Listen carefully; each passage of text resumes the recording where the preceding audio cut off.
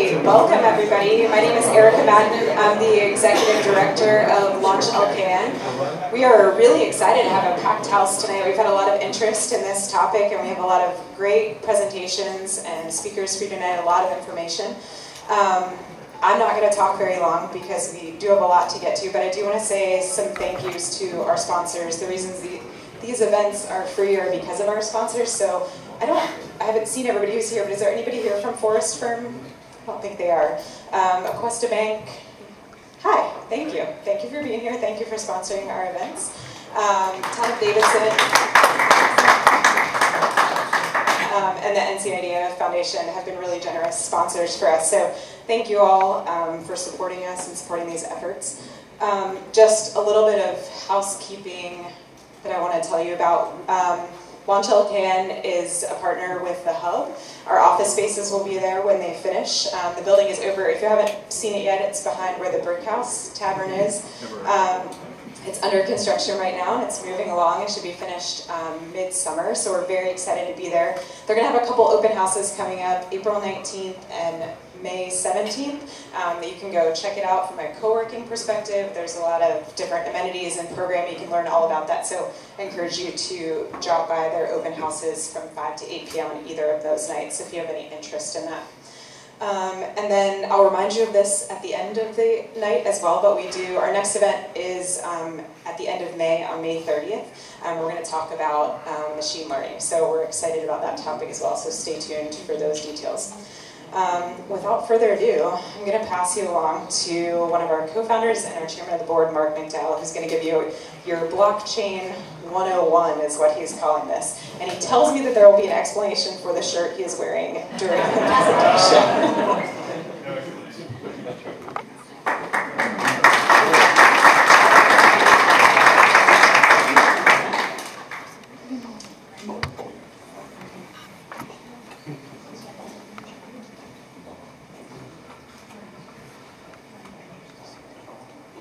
I think this whole world of Bitcoin and blockchain is complicated because it's very hard to find an entry point. You read about it in the newspaper, maybe you see it on the news, you hear that it's a bubble, but when you go to Google and you start searching and you start reading, it immediately gets confusing. And there is so much junk and garbage out there, and there aren't really any classes that you can take yet. And I don't think anyone's written a dummies book, although maybe we'll put our heads together and do that. So I wanted to just walk through the basics. I'm going to be followed by 4 other speakers that are going to go into more depth on certain areas. And we're going to have an extensive Q&A at the end. We're going to do 30 minutes. So I know a lot of you you're going to be confused. You might get a little bit lost. We really want to have a conversation about this at the end. But today we're going to talk about what is Bitcoin.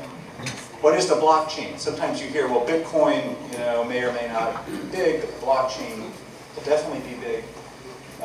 We'll talk about ICO FOMO. Does anybody in here have ICO FOMO? Some people have ICO FOMO. We're going to answer this question. Why is Mark wearing that shirt? Some people might know, but it's obscure.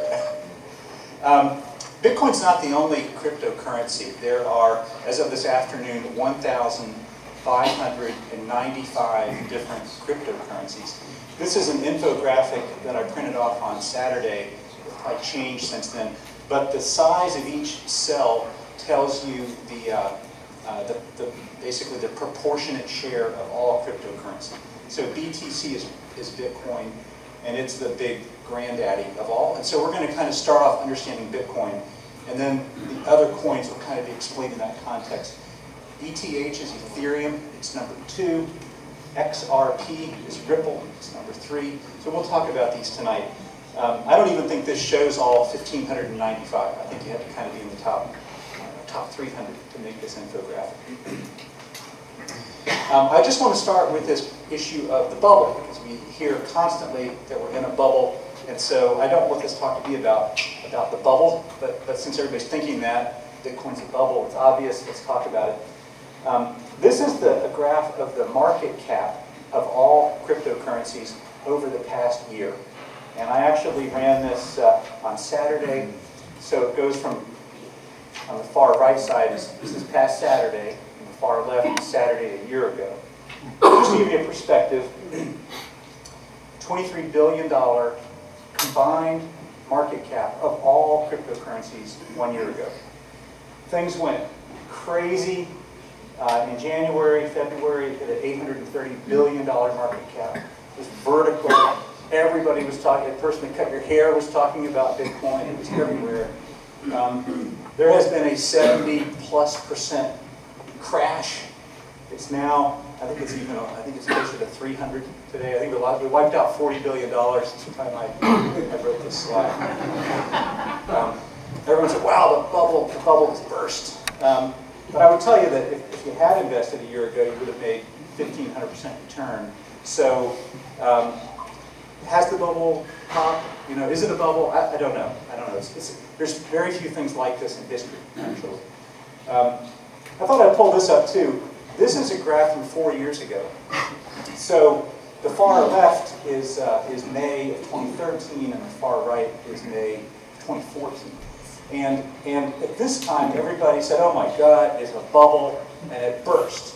And so here's the numbers. It went from 1.7 billion to 15.8 billion, down to 6.2 billion. You still would have made 350%, and that was 4 years ago.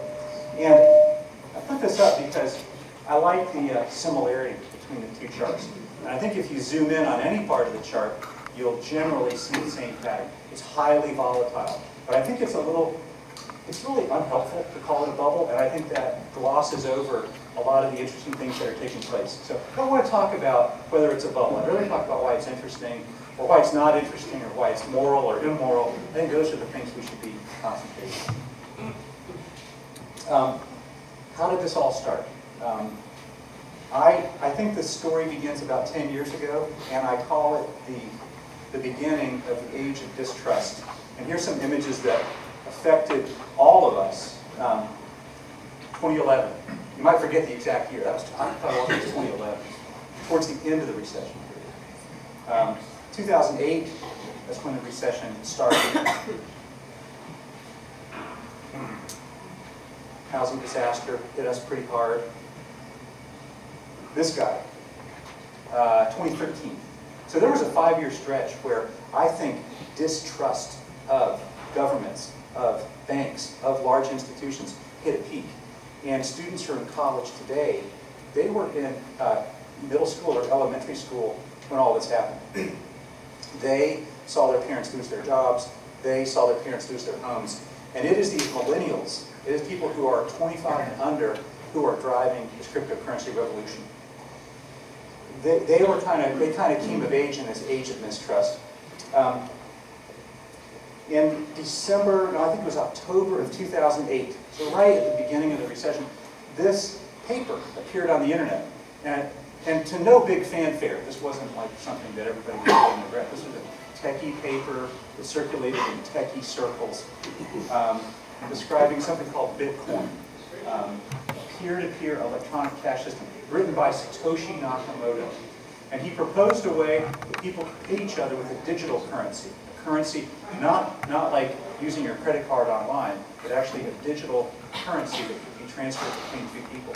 And he not only described how it worked, he actually wrote the code. And he put the code in a public library. And anybody that wanted to could download that code and start running it on their computer. Very few people did. It would be almost like if Erica set up a photocopy machine in her basement and just started photocopying Monopoly money day and night. And people would think she was nuts. That is, in fact, what Satoshi did. And that's how Bitcoin was born. And there actually is not a coin, but somebody, I think, made these coins to hand them out as a gimmick. And so there's millions of pictures of them on the internet. But there is no actual coin or bill that you can get that's a Bitcoin. I put this picture on here because I really like the words around the side. It does not say, in God we trust, or e pluribus unum, or anything like that. It says, in cryptography we trust. Because in these days when you can't trust a bank, and you can't trust an institution, and you can't trust a corporation, you still trust math. At least we hope you can still trust math. There might be some quantum breakthrough where you can't even trust math. But we do think cryptography is something you can trust. Can you spot Satoshi in this picture? No one knows who Satoshi Nakamoto is, the guy that wrote this paper. Okay? He or she. We don't know if it's a man, a woman, a group of people. We don't know if Satoshi is alive or dead. We have no idea who Satoshi Nakamoto is. Satoshi Nakamoto was the first person to create Bitcoin. So he was the person in his basement running photocopier, photocopying the monopoly money, and he or she gave themselves something on the order of 1 million Bitcoins. We don't know the exact number because he or she scattered them across many dozens of wallets, and it's hard to know which could be Satoshi's. But we do believe, and I think there's pretty strong evidence that Satoshi's 1 million Bitcoins are worth about $8 billion today.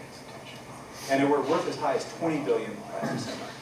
Not one Bitcoin or one fraction of one Bitcoin has ever been removed from the wallets. And it's kind of remarkable. So there's actually millions of hackers, or maybe thousands of hackers around the world that are trying to hack into Satoshi's wallet. But because we trust in cryptography, it'll take about 500 million years to actually successfully do that. Bitcoin is probably safer. If any of those wallets gets decremented by one fraction of a Bitcoin, it'll be global news if Satoshi ever moves a coin out of one of those wallets. We'll come back to Satoshi at the end because it's an interesting story and I'll make a good movie one day. There's already a movie on Netflix, but I think there's going to be a better movie. So what's the big idea behind Bitcoin? Why do we care so much? It's a way to exchange value. Without trust. So two parties who do not know each other, they might live on opposite sides of the world, they can exchange something of value without knowing anything about each other. And there's no central authority. So there's no bank to vouch for the identity of either party, and yet they're sure that the value that they've exchanged is legitimate. It's totally anonymous. You have no idea who you might be buying or selling from. You just know that a Bitcoin was sent from one wallet and it arrived in your wallet. And it's not linked to your identity in any way. And this can be done, it's not just in the US, this can be done between any 2 points in the world, and it can be done more or less for free. So if you're a bank, and I'm not really thinking of a Quest, but if you're any bank, this should be a little bit terrifying because this completely attacks the business model of our banks, and not just the Quest, but the Federal Reserve System. It's a very bold idea if it can take hold. So what gives George Washington here value? A little closer to your lips, we'll get a better volume. Thank you. Okay. What gives the US dollar value? Well, it's the full faith and credit of the US government. We're no longer backed by the gold standard and silver standard. We have a Federal Reserve System. We have these guys, you know, and that's what gives our dollar value. What about the Bitcoin? What gives it value? Why is it useful? Well, it's cryptographically secure. Now, Bitcoin and the other crypto tokens have never, ever been hacked. We're going on 10 years now. I'm not saying they won't ever be hacked, but they have not been hacked. There have been hacks around the periphery. There have been hacks in the wallets and some of the periphery, but the core of Bitcoin has never been hacked. Our third speaker tonight is Dr. Wang from UNCC. He's going to talk about cybersecurity in the age of Bitcoin. It's a huge topic. It's decentralized. What does that mean? There is no company. There's no Bitcoin company. You can't buy stock in Bitcoin Corp. It's not a foundation. It's not a company. It's nothing. It's just a bunch of software that sits in a folder, and you can download it on your computer tonight if you want to. It's totally decentralized. It's totally anonymous. It's global, and it's open source. And instead of these two guys, what you have is mathematics. The question is, are those things on the right, are those things valuable? Are they valuable? And I think the answer has kind of emerged in the past year. Yes, they're actually extremely valuable. Right now, the cryptocurrency markets are struggling because they've been hammered in the last 3 months. They probably deserved it. But that doesn't mean that these fundamental features aren't valuable. Ask somebody in Venezuela, they would much rather put their money into Bitcoin. So, how does it work? And the answer, of course, is the blockchain, and that's what we're going to talk about. Bitcoin is a global network of computers, and each one of these computers is called a Bitcoin node, and it's running some software. You can go home tonight, and you can download that software on your computer, and you can join that global network. I checked this afternoon before I came. There's about 12,000 computers in the world that are Bitcoin nodes. On these nodes, there is a ledger. Bitcoin is so simple. It's nothing but a ledger. And the ledger just keeps track of where all the Bitcoins are. If I send a Bitcoin to Erica, then there's a ledger entry. And my, and please silence your cell phones. It's a simple ledger, and it shows the location of every single Bitcoin or every fraction of a Bitcoin. It doesn't have your name on there. It just has a number that corresponds to your wallet. You can have more than one wallet. It's nothing but a big ledger. And what's amazing about it is that that ledger is copied, and there's a copy of it on every single computer that's running a Bitcoin node. Every single one. So if you set up a Bitcoin node on your computer tonight, the first thing you have to do is download the entire ledger, which is about 140 gig. And it's growing every day. And we'll talk more about that ledger. But what it is, and by the way, these computers, they're not affiliated or linked in any way. It's just any person in the world can decide to become a Bitcoin node.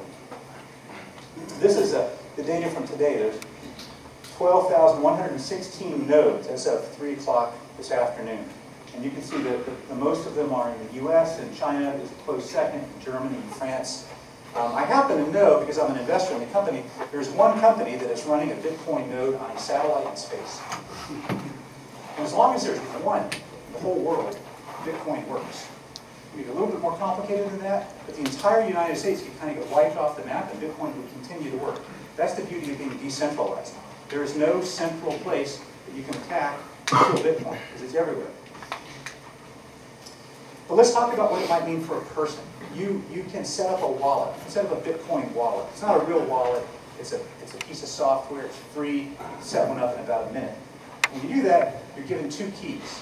One is your public key, and one is your private key. Your public key is sort of like an email address. Okay? If I give you my public key, it's a long number. You can't remember it. It's a long hexadecimal number. If I give you my public key, you can send me money. But you can't get to my money and spend my money unless you have my private key. So, just as a very simple example, let's say I wanted to send 1 Bitcoin to Erica, which, by the way, that's about $7,900, so it's not trivial. She's open. She's all in. She's given me her public key, so Do 10? why not? So I log into my wallet using my private key. And by the way, if you lose your private key, then you've lost all your Bitcoin. Okay, you've lost. There's no help desk. But I have mine. I log into my wallet, and I transfer 1 Bitcoin to Erica's wallet, and I address it to her using her public key. I don't actually know her identity. All I know is this long number, and all I know is that, and all she knows is that somebody from a different long number sent her 1 Bitcoin. There is a global network of computers that we call Bitcoin miners. I'll talk about this more in a minute. That compete with each other to solve a little math puzzle. And it takes about 10 minutes to solve. And whoever solves that problem first has the privilege of validating our transaction and saying, yes, Mark actually did have a Bitcoin to send to Erica, and yes, Erica is able to receive that Bitcoin, it's a legitimate address, but they compete to see who gets to validate it. And when they do that, they earn some Bitcoin. That's how new Bitcoins are introduced into the system. These miners are different from the nodes. We'll talk about that a little bit more. Two separate things. And then once that transaction is validated, that ledger gets updated. It gets sent to all the nodes in the world and the one that's orbiting in outer space. In case the whole Earth is wiped out, Bitcoin didn't work. So let's look into the ledger a little bit. The ledger is a series of blocks, and each block has a batch of transactions. Okay? If I transferred Bitcoin to Erica, that might be the most recent transaction. But the transaction immediately before ours could have been between 2 people in India. It could be anywhere in the world. When our transaction gets added is the next block, it's actually encoded with a few bits from the previous transaction. Really key idea. Every new transaction gets encoded with a little bit of information from the immediate preceding block. And so, we get the word blockchain. This ledger isn't really like your checkbook ledger. It is literally a chain, single chain of transactions, with computers kind of competing to see who gets to be the next one to add something to the end of that chain. Why do we care about this? Why is a chain important? Well, let's just say I change my mind. Instead of sending Erica 1 Bitcoin, I only want to send her 1/10 of a Bitcoin. And let's just say it was this block here. It's already in the past. Okay? If I wanted to go back and modify the blockchain, I would come into the block that had our transaction, and I would hack it. And instead of 1 Bitcoin, I would change it to 1/10 of the Bitcoin. And I haven't really paid her as much. The problem is, once I change the block that has our transaction, I have to quickly change all the blocks that came after it. And the problem is, while I'm trying to do that, new blocks are being added. So this math puzzle has to be solved. The reason that it's there is to make it basically impossible to go back in the past and modify a transaction.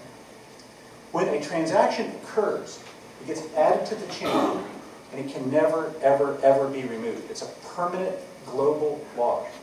So this is the foundation for a pretty big idea. We know where every single Bitcoin or every fraction of a Bitcoin is, and you really cannot go back in time and change that. The only way you could do it is if you happen to control more than half of all the mining computers in the world. And you could actually, then you might have enough computing power to go back and modify the blockchain and quickly modify all the later links in the chain and before anything else gets added to it. That's called a 51% attack. It's never happened. But once things are more than an hour old, they're pretty much carved in stone, and they will never, never change again. That's the core idea behind the blockchain. That we're going to write something, we're going to make copies of it all over the world, and it can't be changed. That is a very permanent record. Mining. I've been talking about mining. You can go home tonight and you can become a node on the Bitcoin network. You can keep a copy of the ledger. Or you can do something different. You can become a miner. You become a miner for Bitcoin. What that means is you be one of the computers that wants to compete to solve this little math puzzle. And if you get lucky and you solve it before anybody else, it's basically guessing a long number. If you are able to solve that puzzle before anybody else can, then you get to add that block to the end of the chain, and you are rewarded with Bitcoin. The act of mining is called proof of work. And there has to be a proof of work. We have to know somebody solved a hard problem. If there was no hard problem to solve, then it would be possible to go back and modify the blockchain. But because you're solving a very hard problem, you make it impossible to go edit history. You can't change the past. I wanted to show this picture. This is an actual Bitcoin miner who lives here in Charlotte. This is Erica Min. Where's Bob? He's a friend of Bob's and I. This is a data center down in the Badlands, down by the airport in Charlotte. Tarek ran a big data center business called DC74. He sold it last year. And he now runs a data center for people that want to mine Bitcoin. And all these computers that you see are mining. They're either mining Bitcoin or they're mining other cryptocurrencies. These computers run night and day, and they get very, very hot. And so the key issue is keeping the room cool, and you want to make sure the price of Bitcoin is high enough to pay the electricity bill. And it's no joke. Mining is a business about the trade-off between your energy bill and the value of Bitcoin, which is why a place like Quebec has turned out to be a really great place to go mining, because it gets hot. And there's really clever systems for pulling in cool air to cool these data centers. Here's some of the mining rigs. Some of these are Tarek's, and some of these are customers who pay him whatever it is, a few $100 a month. They basically cover their power bill plus a little profit. And these computers all back up to a wall. And behind that wall, it's like a sauna. And he's set up a big heat exchange system to get that heat out of the building. The front of the building where the computers are is ice cold, year-round. This is Bitcoin mining, and it's happening in Charlotte. It's happening all over the world. You really can't do this at home anymore. It's gotten to be such a big business that you have to have a special purpose computer, an ASIC. And there's only one producer in the whole world. It's a Chinese company that makes it, called Bitmain. There's actually a Bitmain ASIC right there. So if you want to become a Bitcoin miner, you have to factor in not only the cost of energy, but the cost of buying that ASIC. And you have to wait about 6 months to get it. So some of the other cryptocurrencies you can still mine on your computer, but Bitcoin now it's only for the pros. We said that we were going to peer beyond Bitcoin. So I want to talk to you. Bitcoin gives you a good foundation for what's happening. But actually, there's a lot more interesting things. And to give you a perspective, I actually want to start with the internet itself. And there's a term I like called digital scarcity, because there's no such thing as digital scarcity. And I actually think it's the greatest thing and the worst thing about life today. In the last decade, news has been ruined. I mean, journalism has been totally destroyed, and content is free right now. It's very hard, if you're a journalist, to make a living. It's also true in many cases for books and for music. There is no scarcity. If I give Erica a song, then she has the song, and I still have the song. So there's a marginal cost of 0 to reproduce this content.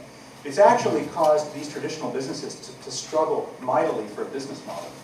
And in fact, I hate the business model that they've come up with. The business model is called advertising, and you've heard this quote, if the product is free, you are the product. And in fact, this is making a lot of headlines right now. But the only way that we can monetize content, because it's free and there's no scarcity, we monetize it by tracking you, keeping track of your interests, profiling you, and just pummeling you with ads. Well, I would go as far as to say that the internet that we know today has failed. It has failed as a platform for scarcity. And scarcity is a really important thing in our lives. Think about the things that are scarce. Money is scarce. If I give Caroline a $100 bill, then I don't have the $100 bill anymore. She has it. It's not like a song. There's only, when it gets passed to somebody, then there's still only one $100 bill. But it's not just money. It's time. Our time is scarce. And the internet today wastes our time. And it doesn't value our time at all. There's attention. And it's a corollary of time. Attention is what every website wants. There's energy. There's identity, my favorite, fake ID. Fake ID. Things that are important in day-to-day life have not found a home on the internet. Things that are scarce don't have a place on the internet. I think that's about to change. And I want to talk about the lessons that Bitcoin has taught us. And these lessons have nothing to do with the price of Bitcoin or the bubble. The first lesson, the blockchain technology is a platform for digital scarcity. It was proven with money that we can actually track Bitcoins. When I give someone a Bitcoin, then I don't have that Bitcoin anymore. So the blockchain made it possible for something like a currency to exist in the digital world, where scarcity had never existed before. So what does that mean? What does that mean beyond money? Well, I think that the internet is actually being rebuilt today on top of blockchain technology. We don't see it, because it's not on the websites that we go, but in the plumbing, more and more blockchain technology is emerging so that scarce items will have a home on the internet. And I'll even go a step further and say that the internet that is slowly and quietly being built is going to be a much better internet. It's the internet we should have had the first time around, but we didn't know what we were doing. But we're going to have an internet that is going to respect things like time and attention and privacy. And I hope that Mark Zuckerberg is watching our live stream, because this is how social networking should work. I'm now revealing my t-shirt. This is a name that probably many of you have not heard, metallic butyrin. I think it's a name you should learn and you should commit to memory. I believe metallic butyrin is probably the Bill Gates of the millennial generation. Vitalik dropped out of college. He went to the University of Waterloo in Canada. He dropped out after his freshman year. He became a Thiel Fellow. He turned 24 in January. He's the inventor of the #2 cryptocurrency called Ethereum. He used to write for Bitcoin magazine, complete hacker, complete nerd. And he had an idea for a better cryptocurrency. Today he's worth about $500 million. He's been giving it away as fast as he can to other developers and to other nonprofits that he believes in. He's not only a technical genius, but he's kind of a moral authority around cryptocurrency. He's the first person to kind of shout down all the frenzy around the high prices and the Lamborghinis. So he's also my fashion coach. I wake up every day to see what he's wearing, and I go online. Ethereum. It's its own separate blockchain, distinct from Bitcoin. It has nothing to do with Bitcoin, although there's many similarities. It's still a blockchain-based currency. It has its own currency. It's not Bitcoin, it's called Ether, or ETH. If you had all the Ether in the world, it would be worth about $50 billion today. It is the foundation for about 80% of all the other cryptocurrency out there. Most cryptocurrencies are built on top of Ethereum, and they use the Ethereum framework as their own framework. And it allows these tokens to be created and launched very quickly because Ethereum took care of all the basics. In some ways, Ethereum is the operating system for this new internet that I told you about. Ethereum is fully programmable. So Bitcoin is really good if I just want to keep track of moving Bitcoin, one Bitcoin between two people. It's good for tracking transactions. Ethereum has its own programming language.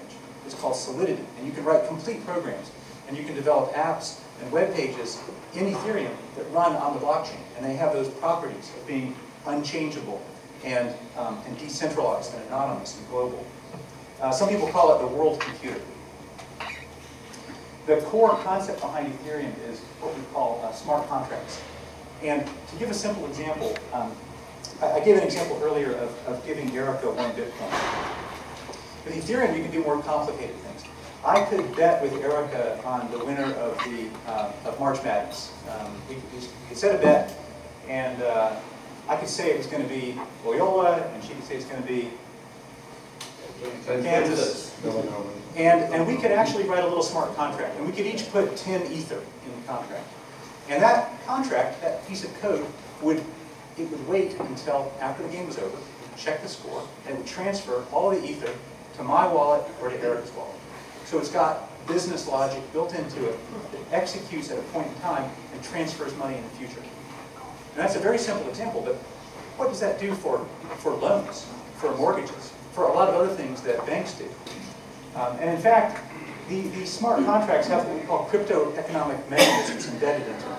These are mechanisms that incentivize people to take some kind of action or some other kind of action. And Alex, who speaks after me, is going to talk specifically about crypto economics because I believe that we probably have multiple Nobel Prizes in economics that are going to flow in the next 50 years out of cryptocurrency. It's a whole radical way of thinking about economics. There's also a thing called the Ethereum Enterprise Alliance that has something like 300 major global corporations that have said we want to use Ethereum in the way we operate. Microsoft is in there, Intel, many banks.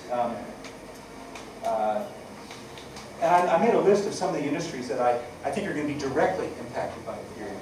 Financial technology, digital rights, the rights of music. Okay, you could actually use the blockchain to track every time a song is played. Internet of Things. I put my own field down there in red, venture capital. Last year, these crypto projects raised $5.6 billion through selling tokens, instead of coming to venture capitalists like me for money. So if you're in venture capital, you're on the endangered species list because of this stuff. But I think the endangered species list is pretty long, and probably everybody in here is on that list. So I think it's time to pay attention. Here's another picture of the top. Unlike Bitcoin, Ethereum has a massive global community of developers. And Vitalik and the Ethereum Foundation are funding an awful lot of initiatives. They are working aggressively. Their biggest project is called Casper. Everything's either a unicorn or a cartoon. Casper is a system to get away from proof of work because the Ethereum community doesn't like how wasteful Bitcoin is when it comes to energy. Bitcoin is consuming the equivalent of the entire energy consumption of the nation of Ireland every single day. And that's just not sustainable. Fast forward 10 years, that's impossible. Casper is a system called proof of stake that Alex will touch on, which is a whole other way that really doesn't use any energy. It's a much more efficient way to mine Ethereum. They also have a system called sharding that they're working on, which is a way to take that long ledger and break it up into little pieces so that you don't have to download the whole ledger onto your computer. And it makes it easier for people to join the network. These are complex things, and if they screw up anything, then they blow away $50 billion of value. So these are a bunch of incredibly intelligent people spread around the world, working independently, most of them under the age of 25, who are building something that is absolutely incredible. There is just so much bad news, and I almost feel like when the prices go down, the media just enjoys kicking the people that are trying to develop this. There's ICO FOMO. That means fear of missing out on the next initial coin offering, although that's cool a little bit. There have been hacks, not of Bitcoin or Ethereum, but of the wallets that store your tokens. So if you have 100 Ethereum, you could wake up one morning and find out that your wallet got hacked and you have 0 Ethereum. It's happened to a lot of them. I made a list of things that are major issues for the crypto community. I think greed is a huge problem. That's led to this crazy price volatility, which has masked the importance of what's really happening here. There is so much fear, uncertainty, and doubt, and the media just can't get enough of just spreading bad news about this technology. But remember the chart where I showed you what it looked like 4 years ago. Regulation is probably the most important thing. The SEC has been cracking down on a case-by-case basis, and I think that this year, or sometime in the next year or two, the SEC is going to make a determination about whether these cryptocurrencies are securities or whether they are utility tokens. And until the SEC weighs in, I think there's going to be a depression in prices, and I think some of the fraud will settle down. I do believe that, like the internet, the government will take a favorable approach and allow this industry to thrive, and I think that we'll see this innovation kind of bust out. I don't think it's going to be possible to keep a lid on this idea. Energy consumption is a huge concern because of the wastefulness of proof of work. And custody is also an issue. If you become a whale and you have $10 million or $100 million worth of cryptocurrency, which has happened to a lot of people who were investing back in 2012 and 2011, it's actually sort of hard to know where do you keep your cryptocurrency. What if somebody puts a gun to your head? Where do you keep it? You keep it like, how do you keep your Bitcoin? You put it in a bank security deposit vault? What does that mean exactly? So there's answers, but really the custody of these assets is up in the air. And it's an active area of development right now. I just want to wrap up on Satoshi. If it's a rainy Saturday and you don't want to watch golf and you want to do something, just Google who is Satoshi. It's extremely interesting. There are all these theories out there, and he might be dead. One of the leading candidates actually died of ALS in 2014. He might not have given his private key to anybody. But all the other candidates are living, and they're all very peculiar technical people, and they might just be patiently waiting. My son wrote a short story at school saying that Satoshi actually came from the future, and he created Bitcoin and went back to the future. And he's just waiting to check his account balance one day. I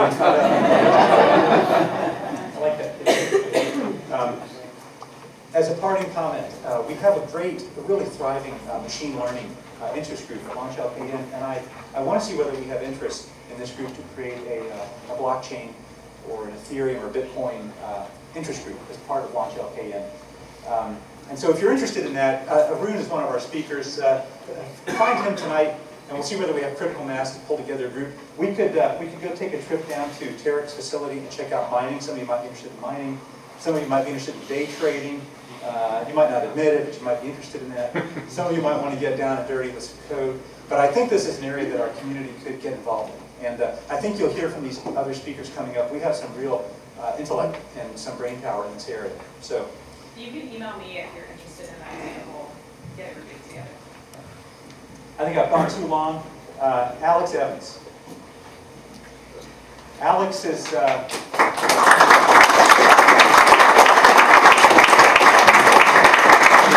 I can do like without a mic, maybe the camera. I'm guessing they're behind the camera. I think for the video. We want The video? You want this? Alex is an old man. He's 1 year older than Vitalik, so he doesn't really have credibility. Dinosaur.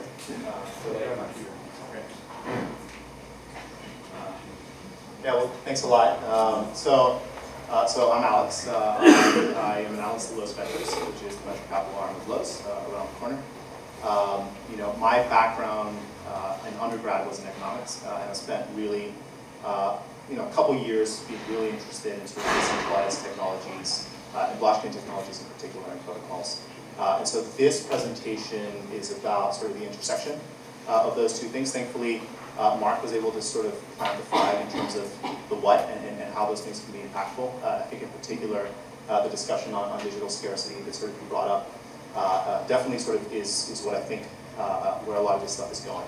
So I get to spend maybe a little bit less time on the soapbox and more time explaining sort of some arguments about sort of how I think this stuff will come about and the sort of economic thinking that we're going to need in building some of these things. So, so there's two ways that I can sort of do this presentation. So one of them sort of assumes a little bit of an understanding of distributed consensus in Bitcoin.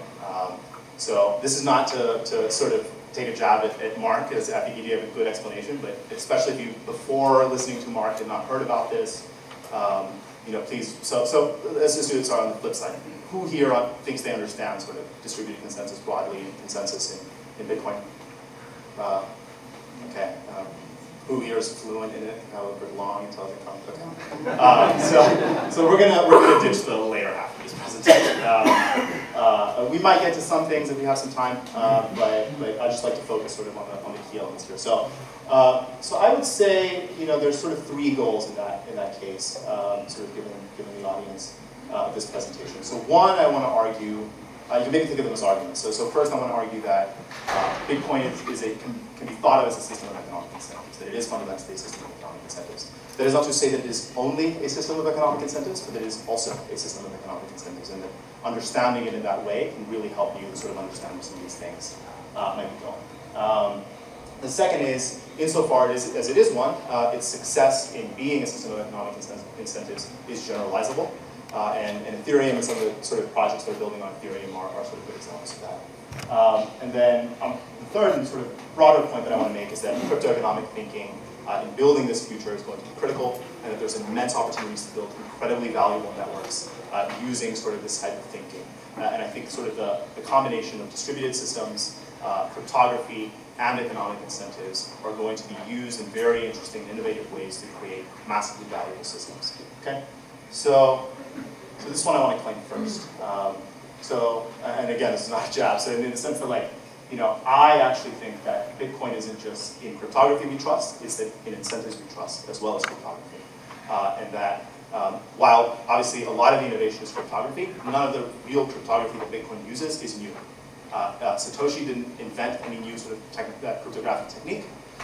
In fact, cryptography, the history of cryptography is probably the history of computing, right? And cryptography is very old. You know, it's also not that digital assets are new either, right? People have played Neopets and so forth. You know, electronic cash has been around, in-app currency has been around, game currency has been around. What I think the innovation is here is the combination of all of the above into a system of incentives that sort of makes the whole thing work. And so, you know, so we've done a little bit in Mark's presentation on public key cryptography. And so what Mark's sort of explained there is, if he has a private key, he is the only one that can spend the bitcoins associated with that private key, right? That means that I can't spend his bitcoins, or Erica can't spend his bitcoins for me. What it doesn't do is it doesn't tell us whether Mark actually owned bitcoins in the first place, right?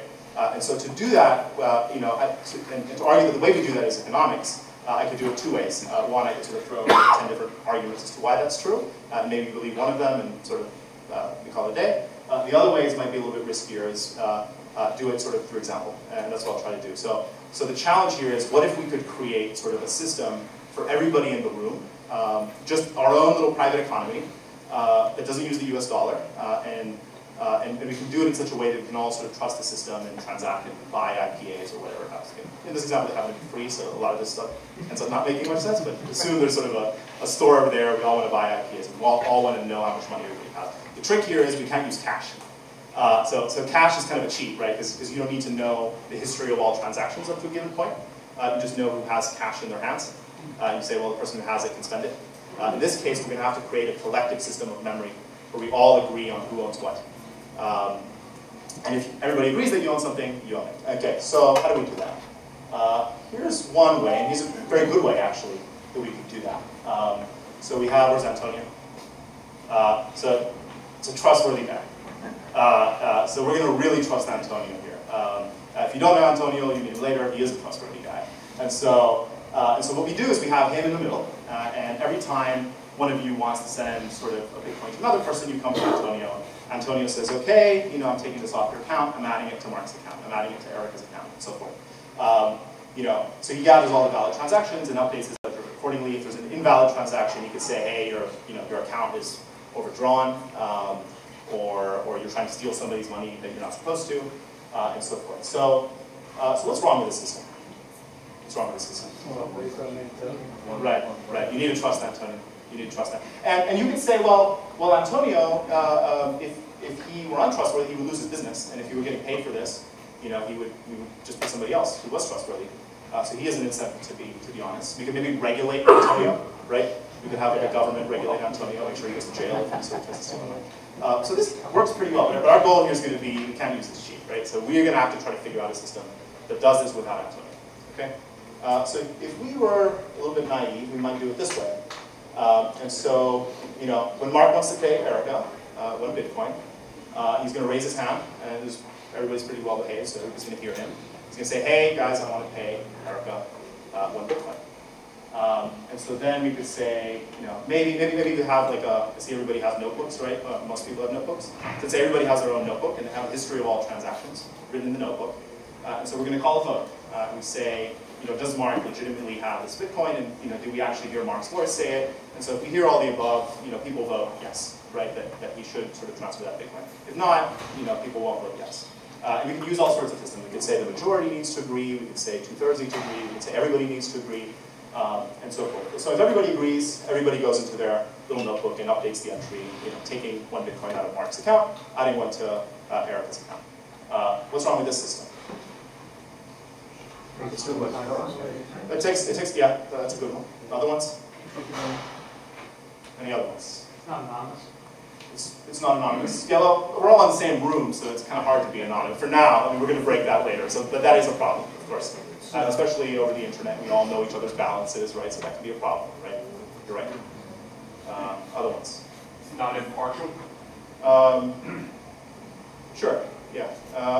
Well, so what is impartial, right? So if the majority of people agree, so if we make it everybody agrees, then, you know, then sort of everybody agrees, right? So that's pretty impartial, I would say, right? I don't like Mark, so I'm just... Yeah. You just don't like Mark. You're just gonna... Yeah, I mean, you can block Mark. Maybe nobody likes Mark, so it's a popularity contest, right? Thankfully, everybody likes Mark. I don't like his t-shirt. Yeah, he's got that thing like a lieutenant on there. It's kind of absolutely very impressive. It's time consuming. Yeah, it's time consuming, all that. So what I would say actually is the problem with this is, I know my own ledger, right? We're all looking at our own ledgers. But who knows what the person next to you is doing, right? They could be having like a bunch of IPAs, right? And they start scribbling just nonsense on there. Or they might go to the bathroom and miss a vote or something. So I think as time goes on, right, the probability that there's an error in somebody else's notebook goes up. And eventually everybody's notebook's going to contain something different. We're not going to be able to agree, right? So how do we solve this? Well, maybe we could have everybody sort of lay their notebooks out on the table, and everybody, every time we want to make an update, right, then everybody needs to agree that everybody else's notebook is correct, right? We can get really inefficient, right? So if that was inefficient, we can get really inefficient. And actually, you know, there's ways that we can do that sort of thing. The problem is, like, we can sort of get blocked, right? If somebody disagrees with some particular entry, we're just not going to move forward. We're not going to process new transactions. That's going to be a problem. So I want to convey sort of the intuition, and I should say, this is not how Bitcoin actually solves the problem. This is just the type of thinking that Bitcoin uses in order to solve the problem, right? And it's a system of economic incentives, right? So the protocol goes like this. So everybody sort of listens for new transactions. One of the things that we're going to do here is we're going to, instead of voting on every single transaction, we're just going to sort of gather transactions and vote on them maybe like 50 at a time or every 10 minutes or so forth. We're going to call those naively blocks. Blocks are a little bit more complicated than that, but think of them as just bundles of transactions for now. It's a simplification. It's not fully descriptive of what blocks are. So we're going to collect blocks, and then I'm going to have like a raffle up here, right? Everybody's name sort of in a hat, and I'm going to say, you know, Erica, it's your turn to submit your block. We're going to actually have something like this, like a board where she submits her block. And so we're going to run this again. Somebody else is going to come up here, and they have a couple choices. So they can, by default, we want them to extend the longest valid branch. We want them, so block 2 essentially is the following statement. I think that all the transactions in block 2 are valid, and I also attest to the previous block being valid. That's all you're vouching when you're doing that. You're referencing the one before it. So you're saying, this block's legit, the one before it is legit, okay? So essentially we want people to build on the longest valid. If there's an invalid branch that happens to be longer, we don't want them to do that. Okay, so there's 2 problems with this, I would say. So the first one is, how do we actually randomly select people, right? Especially, it's great in this room, right, we can do the raffle, but if everybody's on the internet, right? And let's say I can make a whole bunch of fake accounts on the internet, so I increase the chance that I get selected in the next round, right? How do we stop that? And actually, Mark kind of stole my punchline on this one. Essentially the way we do it is we have people expense and scarce resource, in this case, computational power. And we select the next person to propose the block proportional to the computational power they give to the network. So if I create 10 fake accounts, I just have the same computing power just spread over 10 accounts, so that I didn't increase the probability of getting selected in the next round. So that's how we solve that. We still haven't solved the problem of, why wouldn't I just extend the random block, just the longest one, and not have to worry about sort of which transactions are valid and so forth. Let's say we actually thought Mark shouldn't have sent that one Bitcoin error. But actually, the right transaction was Alex sent one Bitcoin. He sent it to me. We thought that was the right transaction. What can we do? We punish, block 3A and block 4. The people who proposed those, can we punish those people for doing that? Well, they're strangers on the internet in Bitcoin, so we can't exactly find their addresses and sort of knock on their doors and demand sort of reparations for messing with our system. So we're going to try to flip it on its head and say, how do we incentivize people to do this? Again, they're strangers on the internet. We can't just mail a check to them. And then the other problem we have is we can't just give them $5, right? Because it could later turn out that it's false, right? So they keep the $5 and go, oh, I spent it. You can't come back to me. So the way that we do it in Bitcoin is we include in each block, everybody who happens to be selected, the proposed block, includes a number of transactions and one transaction where they pay themselves money, right? Remember, though, that to own a Bitcoin means everybody agrees you own a Bitcoin. So in order for you to actually get the Bitcoin, everybody needs to agree that this block is a valid block. So if you think that every other node is going to be honest and is going to extend only valid blocks, you're not going to build on invalid blocks because nobody's going to extend your block, you're not going to get the Bitcoins, and you also will not yourself propose invalid blocks because other people will not build on that and you won't get the Bitcoins. Right? So that's the intuition that Bitcoin uses to solve the problem. So does everybody believe me when I say this now? Does anybody not believe me or have any hesitations? Okay. What if I gave a Bitcoin to everybody who hesitated? Now everybody not believe? It's a system of incentives. Okay. So the next question I'm going to ask is can we generalize the success of the system? Like, can we do more things than just sort of transactions with this sort of thing? And again, sort of the answer is yes, but we've assumed a couple things. So one really big assumption that we've made in all of this is that so the system that we created only works because Bitcoin is a currency, right? If we can't just allow people to give themselves dollars out of thin air because we have to take those dollars from somebody else. So we can just create Bitcoins out of thin air. And so if Bitcoins, we have to create Bitcoins out of thin air in the Bitcoin protocol in order to incentivize people to do this, or have some transaction mechanism and so forth. The problem is, if Bitcoin's just worthless, why would people do this? Why would they be incentivized to gain it? And now maybe this doesn't make sense as an objection, right? Because Bitcoin's really valuable. But at some point in 2008, right, it wasn't. And so here's a really clever. This might be small text for most people, but here's a really clever sort of. So essentially, this is Hal Feeney. So this is the guy Mark was talking about. Who unfortunately passed away in 2014. Some people claim he could have been Satoshi. He was definitely Satoshi's earliest collaborator, if he wasn't. Essentially, he's trying to pitch people here. He's trying to pitch people to say, you should give computing power to me in order to secure this network. And the reason you should is because maybe this thing could one day become extremely valuable. Right? Maybe it becomes the reserve currency of the world. And maybe there's a tiny chance of that happening, but what's a couple cents? Right? It's kind of like buying a lottery. That's kind of bizarre. I kind of use the wager thing, like Pascal's wager. There's a tiny chance that God exists. So this worked, right? If you had actually done this and maybe mined like 2 blocks back. So this is January, I think January or February 2009. I might be wrong. It's really early 2009. So at this point, this thing is a toy that him and Satoshi are sending Bitcoins to each other with. So it's not like it's very interesting in retrospect to see sort of how something. So if you had done this, you would have been a millionaire. Right? If you had like mined your Bitcoins, you would have been a million. So the interesting thing here is sort of that's how you bootstrap this network. And so a lot of people sort of drew inspiration from that. And so the question is going to be, well, not every single one of these coins it has a monetary argument. So Bitcoin's argument is sort of an idea of, it's an idea of fixed supply, right? The idea that there's only a fixed amount of Bitcoins. In 2008, 2009, there was sort of, this impression that the Fed was sort of expanding the money supply really quickly, and so it's kind of a monetarist argument. It's, the validity of the argument can be questioned. The sort of idea of, of quote-unquote sound money was one of the things that a lot of sort of libertarians found very attractive in the idea.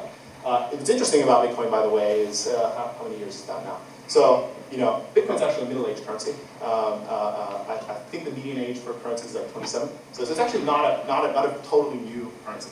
Currencies go bust all the time. They get replaced by new currencies all the time. And as such, it's in many ways can be thought of as a monetary experiment. But not everybody can do that, right? Not everybody can do that. And so they need to find news stories to bootstrap their networks. And so one way that Ethereum is, so this is actually from a guy named Joel Monegro who wrote sort of this post, I guess back in 2015 or something, where he was saying there's something really fascinating with these networks that, on the internet, the actual protocols garnered little value. So HTTP is a protocol that we use to sort of create web pages and read web pages and so forth. That's valueless. Like, there's no shareholders in that. There's no value. But the people who build on top of that created empires, right? So Facebook and Google and so forth. He's saying, well, actually, in cryptocurrency networks, it's the flip, right? It's Bitcoin and Ethereum that are super valuable, and Coinbase is valuable, even sort of one of the more popular, sort of bigger startups in that space. But it's not nearly as popular as the things that are below it. And so you're saying, well, how could that be? So with Ethereum, the idea is, the token first goes up in value. A lot of people get very interested in Ethereum, and they say, and they maybe buy Ethereum. And so the idea is, you just as Houdini did, he said, well, if this system works, and you happen to hold a coin, then it's going to be a very valuable coin. And so some of my work has been around sort of what could make other coins valuable. So this sort of taxi. So Antonio's going to tell you about sort of this coin. Perhaps it's largely sort of like a staking thing, where it's like kind of a medallion that gives you the right to do something, or there's ones that could be thought of as like Chuck E. Cheese tokens that are the only way to pay for a particular service, and that service could be very valuable. Regardless, there's some story that tells you sort of where the network can go if it's built. And so people buy that token, they get very excited about it, and then they maybe fund people to build on top of it, or they themselves build on top of it, or they invite their friends to come on it. So these people become advocates for the network. And so the network gets bootstrapped very, very quickly. So on the right-hand side is sort of an illustration from a guy named Chris Dixon. So what he was saying was, sort of, the problem with building, for example, a new Facebook is that if you're the first person to join, you're the only person on it, you don't get any utility from it, if none of your friends are on it, right? And so, usually what you would do there is you would do some kind of marketing tricks to sort of get people to join. But here you can actually incentivize them to become your best advocates, right? And so that's what a lot of tokens do. And so that's one incentive to fix a problem of starting up. But it turns out that because these things are valuable, and because we can penalize people for doing some bad action in the system, or create incentive networks such as they contribute some scarce resources to the system, like Bitcoin. So in some ways you can think of Bitcoin kind of like Uber as a network that incentivizes you to give up your car in exchange for money. Bitcoin is a network that incentivizes you to give up your computing power in exchange for Bitcoin. So we can generalize this and say networks want things, and they want to create incentives around this valuable coin in order for people to give them those things. And so the way that we do that, it turns out that there's actual science that studies that, and it's called mechanism design. And sort of what mechanism design sort of is, it's a branch of game theory, but in some ways it can be thought of as its inverse. Is everybody familiar with this? Does anybody not know what this is? Everybody? Okay, so this is the prisoner's guideline. So just really, really quickly what this is. It's like, so assume that there's two people that are captured for a minor crime. Let's say they're captured for some minor crime, and essentially what they want to, let's say the police officer suspects that they're sort of have committed a more heinous crime, and so they puts them in a room and offers them a deal and say, well, if you tell on the other person, you get 0 years in jail, and the other person sort of gets 10. If you lie and the other person tells on you, you're going to get 10 years in jail, and the other person's going to get 0. If you both sort of lie about the crime, you get 1 year each, and if you both confess, you get 8. So if you think about it from the perspective of this person, right, no matter what the other person does, you're going to be better off confessing to the crime, right? You can convince yourself of this, right? No matter what the other, so if the other person confesses, right? Let's say if the other person lies, you're better off confessing, right? Because you would get 0, right? if the other person confesses, you're better off confessing because you can get 10, right? So essentially mechanism design is the flip of this. So let's say you're a police officer and you want to say, how do I create a system that causes people to confess when I think they've committed some bad crime? And so you know sort of there's no honor amongst thieves, and you know that if you put them in a different room, you sort of intimidate them a little bit, you're actually going to get this outcome. And so that's mechanism design.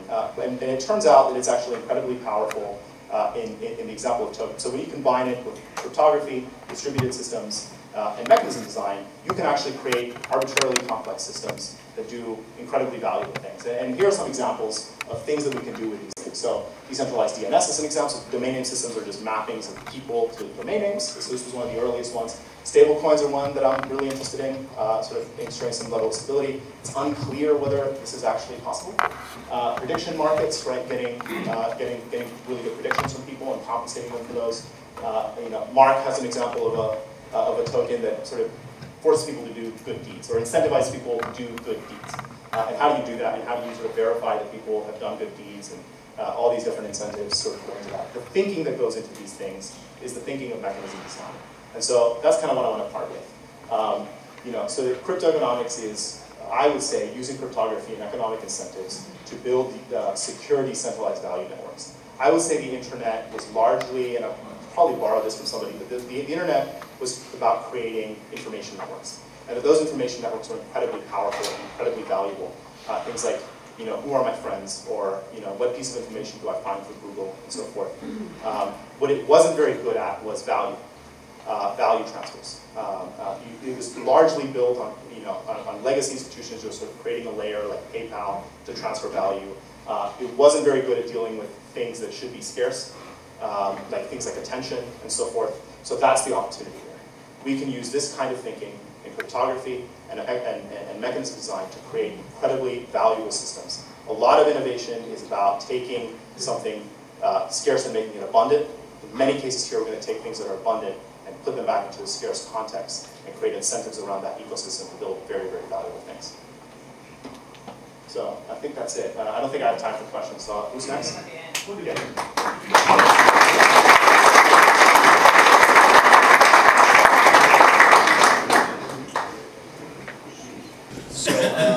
little bit myself. My name is Chao Wang. I'm an associate professor at UNC Charlotte, working for the College of Computing and Informatics. My research focuses on security, so more recently on cyber physical system and cloud computing security. So digital currency is one of the things we're investigating. Okay. Since we are videotaping, so I have to say this. Whatever I'm going to say, because we're talking about attack and security, there will be names mentioned. So whatever I say represents my opinion. It has nothing to do with Lake Norman launch Lake Norman. It has nothing to do with UNC Charlotte. Okay, so, and also Mark gave me 20 beers after I came here. So I don't know what I'm talking about. So with that, I think that's good enough. Okay. So we're going to talk about cybersecurity of this new digital currency ecosystems. And we have a relatively short time, so I will try to go through and try to scare you enough, because security guys, we are like insurance guys. We sell fear.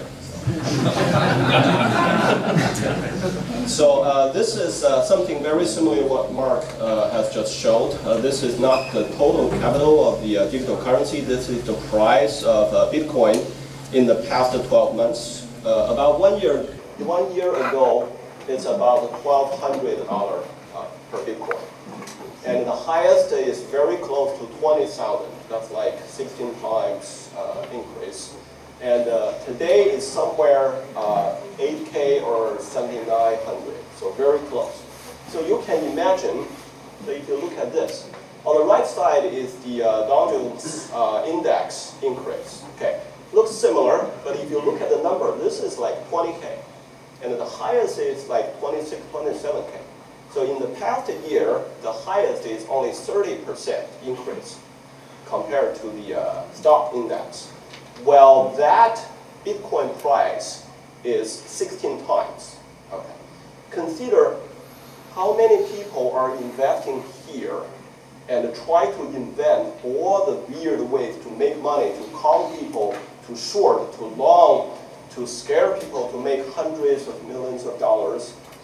And the fluctuation there is 10 times larger. And what do you think, whether or not the bad guys will jump in? Okay. So actually, any new technology showed up, the hackers or criminals embrace such technology much faster than the general community. Why? Because there's no tax. Okay. There's no loss. So I'm using your money to try it. If I fail, it's still your money. I don't get it, so what? If I win, I win. Okay. So actually, the hackers embrace the technology much faster. Okay.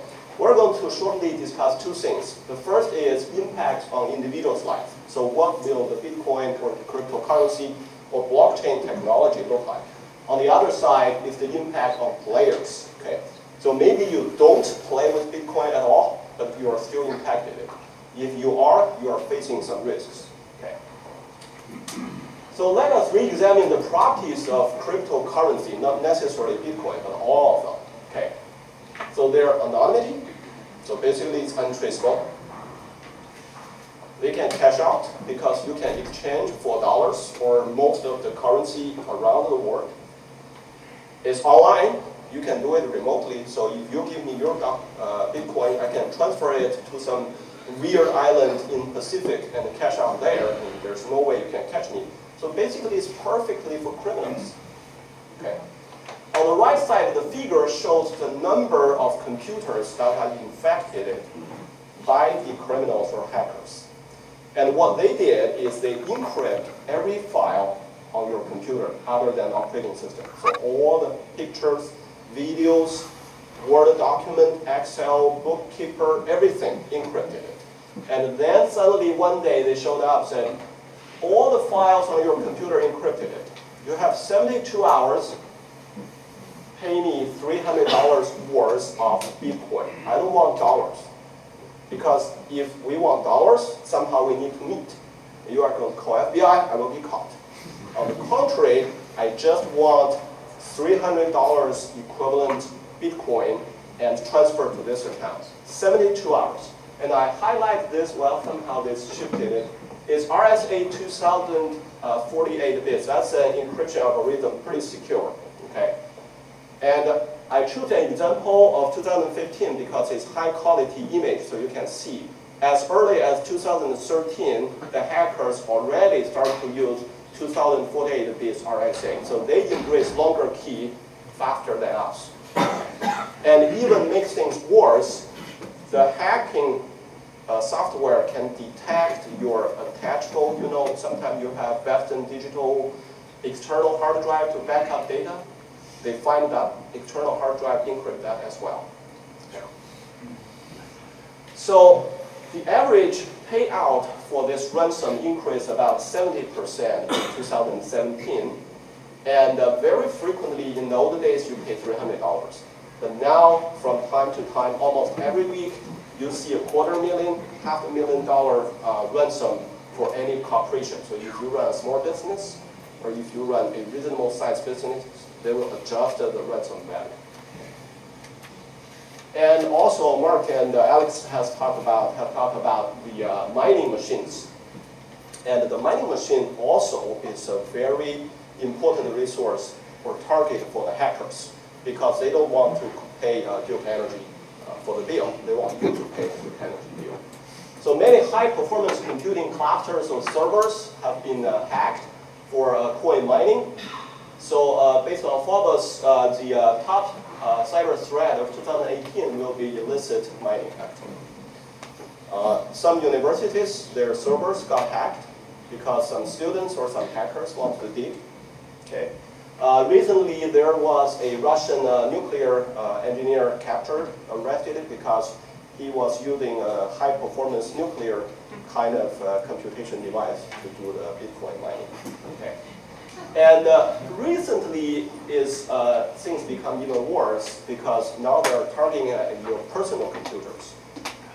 Last year, about July 2017 or September 2017, it was exposed that the CBS Showtime webpage, that's not a hacker's webpage, that is a real webpage, okay? a normal company web page. What they did is they embed an algorithm to dig digital currency into their web page. Okay, so basically when you browse or surf their web page, they're using your CPU to calculate. And their justification is that, hey, you don't have to see ad. Okay, so I'm using your CPU. And in this year, earlier this year, the BitTorrent, the download thing software, the patch or the updated software got hacked. About 400,000 PC infected it, and you guys, whoever is infected actually become the mining machine. Okay. And one concept Mark just mentioned is ICO is actually initial coin offering. Okay, that is basically a money crowdsourcing kind of event. So, for example, I'm going to invent a new coin called the Donkey Coin. Okay. So I believe if my Donkey Coin become public, it will be $100 per coin. But if you invest early, I will sell you my Donkey Coin for $20 each. That's initial coin offering before it becomes public. Okay? And the good thing is, if you believe you're going to make tons of money in Donkey Coin, you want to invest. For me, it's like free money. So it's fantastic. Okay. If you Google the ICO list, you will be shocked how many ICO, how many coins are waiting to become public. Okay. These are just a part of the, every line contains 7 or 8 of the coins, and there are hundreds of them if you want to look at them. Okay. There are a gazillion coins waiting for you to invest. There are good things. The Ethereum have 100 times return. There is a coin called Argo token, got 5 times return, but more frequently is a waste of money. Actually, there are solutions online available for sale. So I can sell you a complete cryptocurrency solution, all the encryption algorithm, generation of public-private key, everything for several $1,000s. You purchase it, you can generate your own coin, whatever you want to name it. Okay. So actually, if you go to those pages, you will see that the most challenging job for you now is to find a sexy name that has not been occupied. The technical side is ready. Okay. You only need to invest several $1,000s to buy a solution. Whether or not it's safe, you still need your expertise to judge. But if you just want it to run, it's ready. So now let's look at from the other side, the players, the mining side, the big names. Okay, and we're going to talk about a few things. First is directly hacking to your digital wallets. Okay. And then we're going to see the manipulation of the price change in the coins and see how the bad guys will profit. So this is a cryptocurrency ecosystem. You can see the most events. You can do mining. If you are a big player in the digital coin, they probably allow you to trade with apps. And of course, trading and exchange, storage in the wallets, financial service, payment process. So just as your normal computer transactions or anything that you want to protect running digitally, you want to consider the transmission, storage, and the computation. Those are the three procedures you need to secure. Okay. In real life, it's a little bit more complicated. It's not a single coin you want to secure. You have gazillion different types of coins. You have Bitcoin, Bytecoin, Megabyte coin, Gigabyte coin. Okay. And here you have your real-world financial system because eventually you or the hackers want to catch up. You want $1. Okay. You can do coin-to-coin trading. You can do coin-to-real money trading. And they have different companies to provide all the service you want. Okay. So there are some examples. NiceCash got hacked in December 2017. Hackers emptied the entire content of digital wallets, about $63 million. One server of CoinPouch was hacked in November 2017. This is not too bad one. It's only $675K. And the Inputs.io Bitcoin web wallet was hacked in this year, earlier January, about 4,100. That's a whole lot of money. Consider the price. Okay. So the hackers, the traditional hackers are still thinking about breaking into individual content. Actually, if you know how people make money, if you have watched the the Wall Street Wolves, the guys who play with money make more money than the hackers. We are blue collars. We're doing dirty job. Okay. And one thing so far Mark and Alex have mentioned is that, hey, we need to have unanimous view of what happened and what has not happened. In real life, it's a little bit more complicated. There's something called a fork. So basically, it's very possible that two groups of machines, they have different views. Why? Consider this. From the west coast to east coast is about 2,000 miles on and off. Okay? The speed of light is 300K kilometers per second. So from the west coast to east coast, we're talking about 10 milliseconds. You cannot beat that. Okay. Before aliens on Mars come here, we cannot beat that. So whatever you have digged out, you need about a fraction of second to propagate this information to the other side of the United States, not to mention China. Remember, while you are digging, the Chinese guys are digging as well. We are digging. So you and I, we are going to dig roughly the same time, but we don't necessarily dig out the same thing. So you will think like this, I will think like that. So what does it look like? It looks like a fork. Okay. And then what do? We compete. Whoever has a longer tail will win. Okay? And unfortunately, on March 11, 2013, starting from block 225-430, the blockchain literally split into two forks for about 6 hours because we are competing against each other. Okay? So what can the bad guys do? If I have two forks, that basically means I write two checks of $100 each, although I have only $100 in my account. I give check one to Alice, the other to Bob. Both of you go to the bank. At the moment of deposit, I have $100 in my account. Okay. If there's a single bill, the first check will cash out, the second check will get returned. If I have a fork, it's a different story. But we are still thinking like blue-collar poor people. What do the rich people do? They try to cause the fluctuation in price.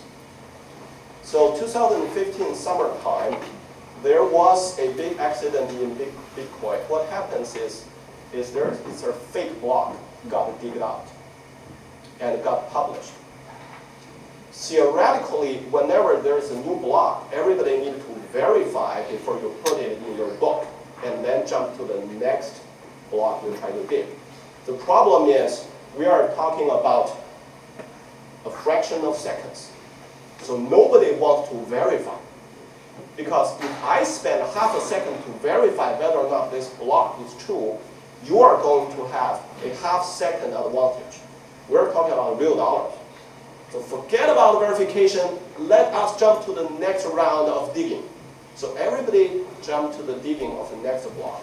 That thing lasted for a short period of time. But eventually, things got ugly. People suddenly said, hey, wait a minute, that block doesn't look like real. So everybody go back and see, oh crap, that's not real. So all the digged out transactions got avoided. Okay, and that led to a big plunge of Bitcoin price because there's something wrong with technology. What the hackers are doing, they are shorting Bitcoin. So they know that bad block will be figured out. And at that moment, there will be a plunge. And they are waiting for that moment. Okay, last example. Sorry. This happened in about 2-3 weeks ago. 2-3 weeks ago. Okay.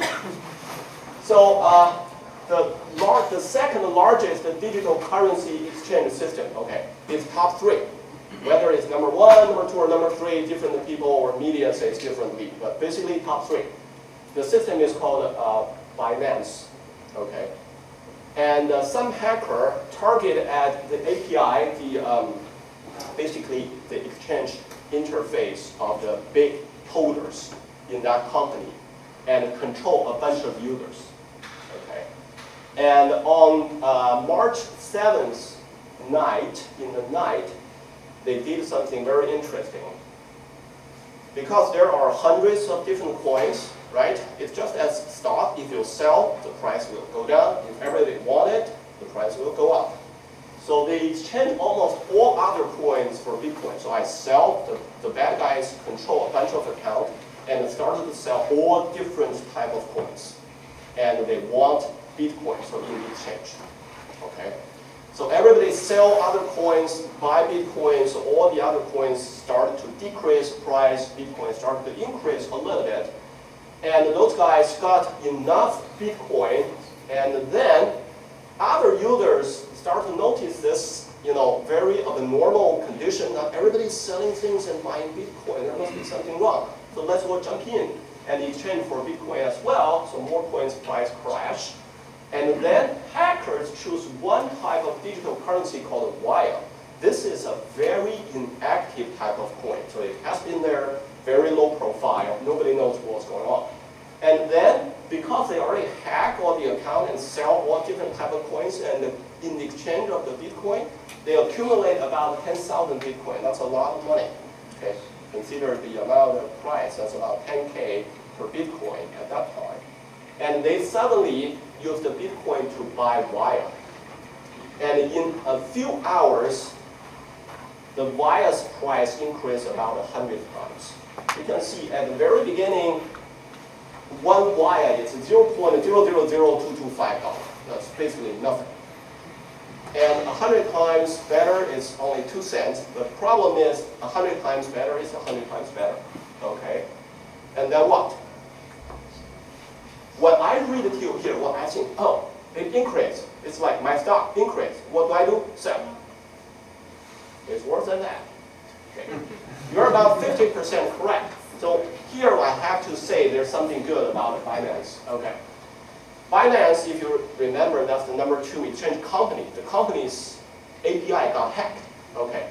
The company noticed the abnormal condition. Suddenly, a lot of accounts sell and suddenly buy. This is very weird thing.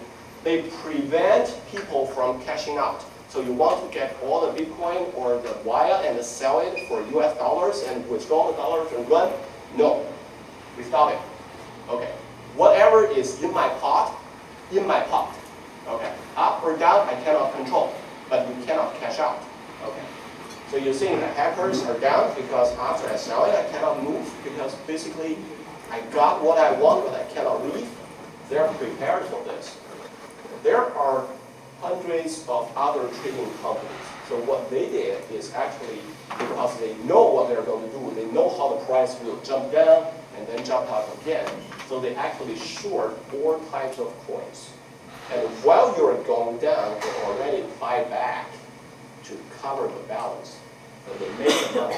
The problem is, if you look at the second and the third level market, they actually allow you to do 20 times or even 100 times leverage.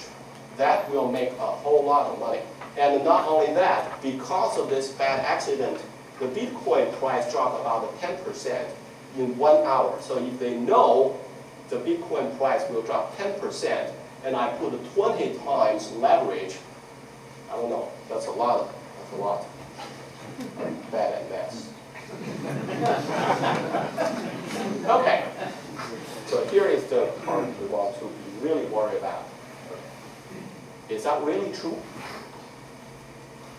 Should we just blame the hackers, get YouTube and cash out and everything? What is the role of the exchange software system? So they're doing a reasonably well job that prevent the bad guys from withdrawing the cash and go out. Okay, is that enough? Okay, because we are videotaping, I cannot explain what happened here. Google the Mt. Gox case in 2014 and see what's going on. Last slides. Okay. Cryptocurrency is built upon two things, math and a software system. I agree with Mark that math could be built very secure. Okay, we can prove the safety of mask.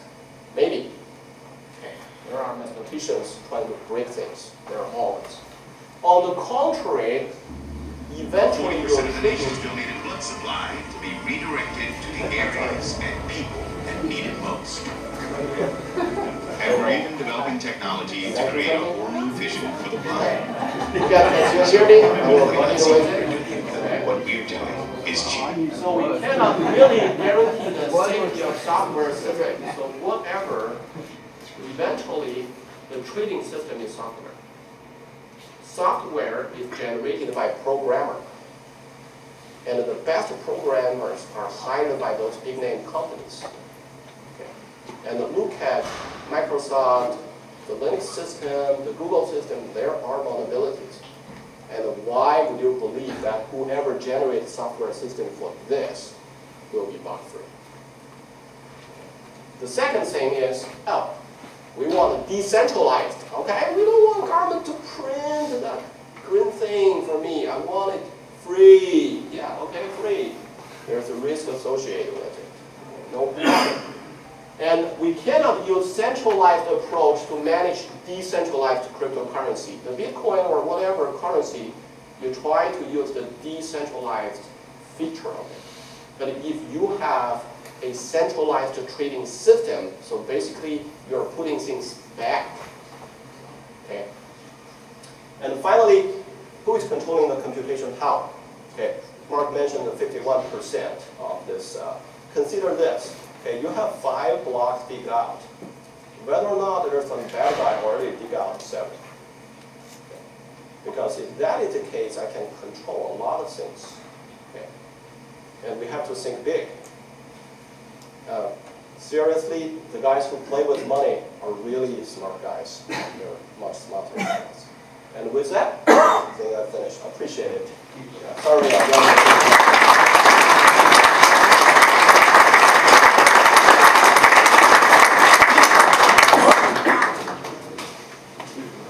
Okay, so I think everybody needs a beer break, but can we give a round of applause to our 3 presenters?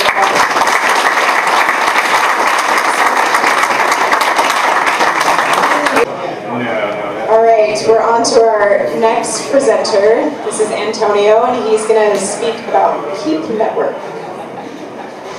Thank you. Hey everyone, how you doing? Hello.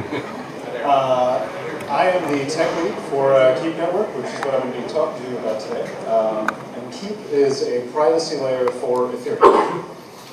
So the first question to be able to understand what we're building is, why is privacy important on Ethereum?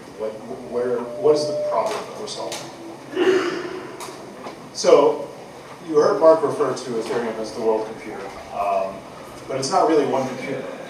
Ethereum, just like Bitcoin, is actually a whole lot of different computers that are distributed all over the world. It could be a computer in your basement. It could be a computer in a server room somewhere. It could be absolutely any computer. And all of these computers actually hold, for the most part, every piece of action that occurs in the Ethereum network. So let's take an example. Let's say that I wanted to get my credit score.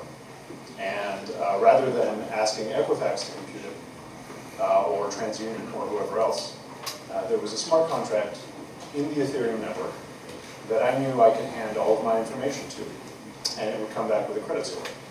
And everyone knows how this contract works. Everyone trusts that this contract produces a credit score that is useful. To do that, I would create a transaction. And in that transaction, I would bundle all the information that the contract needs. So my checking account balance, my savings account balance, my investment account balance, any past defaults that I've had, any past bankruptcies that I've had. I send it into the network. It gets pushed out to all of the computers, and then it gets recorded. The contract runs, it computes the credit score, and every computer in the network has that credit score. Let's say my neighbor wants to do the same thing. They want their credit score. They create their own transaction. They ship that transaction into the Ethereum network. That transaction, once again, gets shipped to all of these computers all over the world. credit score is computed, and it's recorded. Now the problem with this is, I've now shared all of my information with everyone.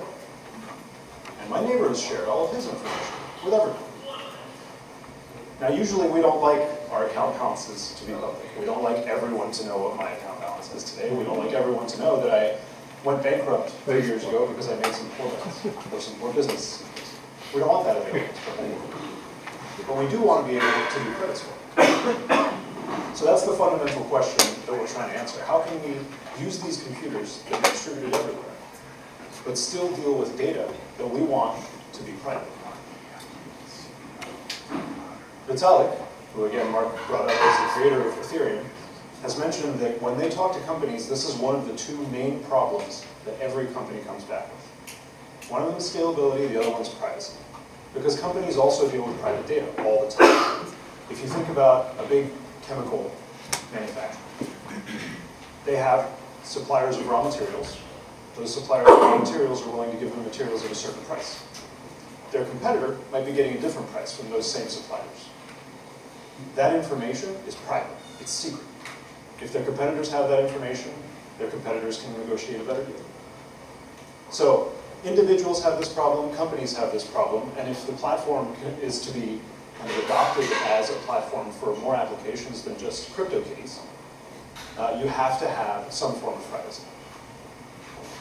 So our solution is these containers that we call keeps that bring private storage and computation with that private storage to the public blockchain. A quick crash course in what keeps are. One keep is one small unit of storage. So you're not going to be putting a video into a keep. You're not going to be putting even necessarily an audio file into a keep. What you're putting in there is, for example, the private key to your Bitcoin. It's a URL that points to a video. It's a URL that points to a piece of music. One keep can be split across one or more providers. Each provider is one computer. It's one person saying, I am willing to store some secret data. Anyone can run a keep provider. So just like Ethereum, just like Bitcoin, we say if you want to participate in the network, you can. And the only thing that we require of you is that you have to put some money on the line. So if you want to store some secret data, you have to put up a bond and say, this is the amount of money that I am saying I'm willing to lose if I misbehave, if I share your secret, if I leak it. Now the security of a keep is in three parts. The first one is cryptography. So a single secret stored by a single person, I have to send you that information somehow. So if you have that information, you know it. We let you split that information into different parts. So if I want to give my data to one random person, I got to trust that random person. That's pretty hard to do with a random person I walk up to on the street, which is basically what you're doing if you're sending something into a network anyone can run an instance of. But if I split that data up, and I approach three different random people, and I give them each a piece of the data, and the only way that they can put together the secret data that I had was by working together. They don't know each other. They don't have a way to work together. Now on the internet, they do have a way to work together. They can communicate. So we add a second layer on top of that, and those are incentives. Alex talked a little bit about this. You create incentive systems that encourage people to behave correctly with the things that you're wanting them to maintain. In this case, you encourage people to keep the data secure. And you make it so that we can prove that if you shared the data that you weren't supposed to, we know it was you who did it. If you run a computation incorrectly with that data, if you pretend like the data was something else, again, we can prove it was you who did it, and we can punish you for it. The third piece is unpredictability. So if I split my secret into three parts, and it's my account information, and my neighbor is interested in that account information, all my neighbor has to do is say, I'll store all three parts. You can give them all three to me. All of a sudden, that security from splitting the data is gone. So we need to be able to select the people who are going to provide the storage for your data in a way that's unpredictable, in a way that's random. I actually stole my own entire next slide. The thing is, randomness is actually harder than it sounds. Computers are really bad at making random data. Because computers are just math machines. They add stuff, they multiply stuff. If I need a random piece of, like a random number out of a computer, for the most part, what we do nowadays is run as many tricks as we can to try and create random data. Or data that is close enough to random that we can trust it. So, as the first part of building this network, we actually have to build the keep random beacon. Now, a random beacon is basically a way that anyone can request a random number, something as simple as a dice roll, basically. Anyone can request this from an external service for use on the blockchain. We're going to get a little bit technical, and I'm going to explain how this random beacon works. But first, we have to understand what randomness is. So a uniform random number between 1 and 100 is a number where, before it shows up, I have no idea what that number is going to be. It's equally likely for it to be 2, 7, 83, 17. It's equally likely that it'll be any of those numbers.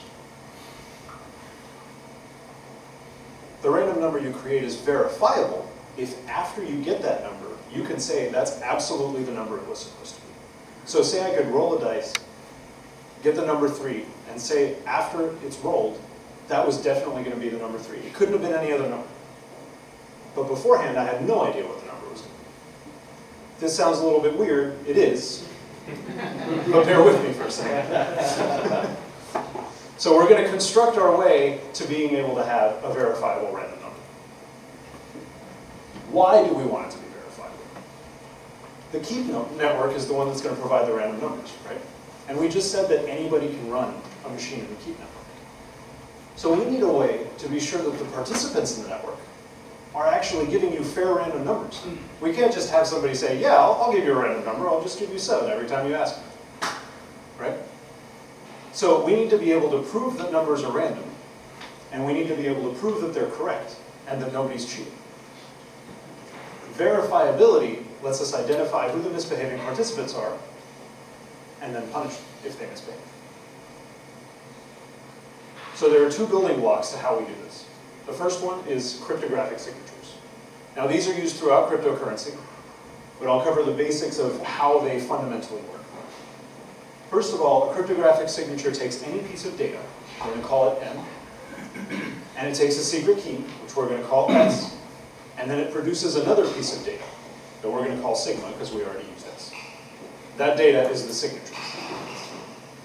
If you have the original data, and you have the signature, and you have the other side of the secret key, the public key, then you can prove that that signature is a correct signature for that message. You can prove that that message hasn't been changed, that data hasn't been changed, that it was signed with the secret key that corresponds to the public key, and that the signer sent you exactly the data that they meant to send.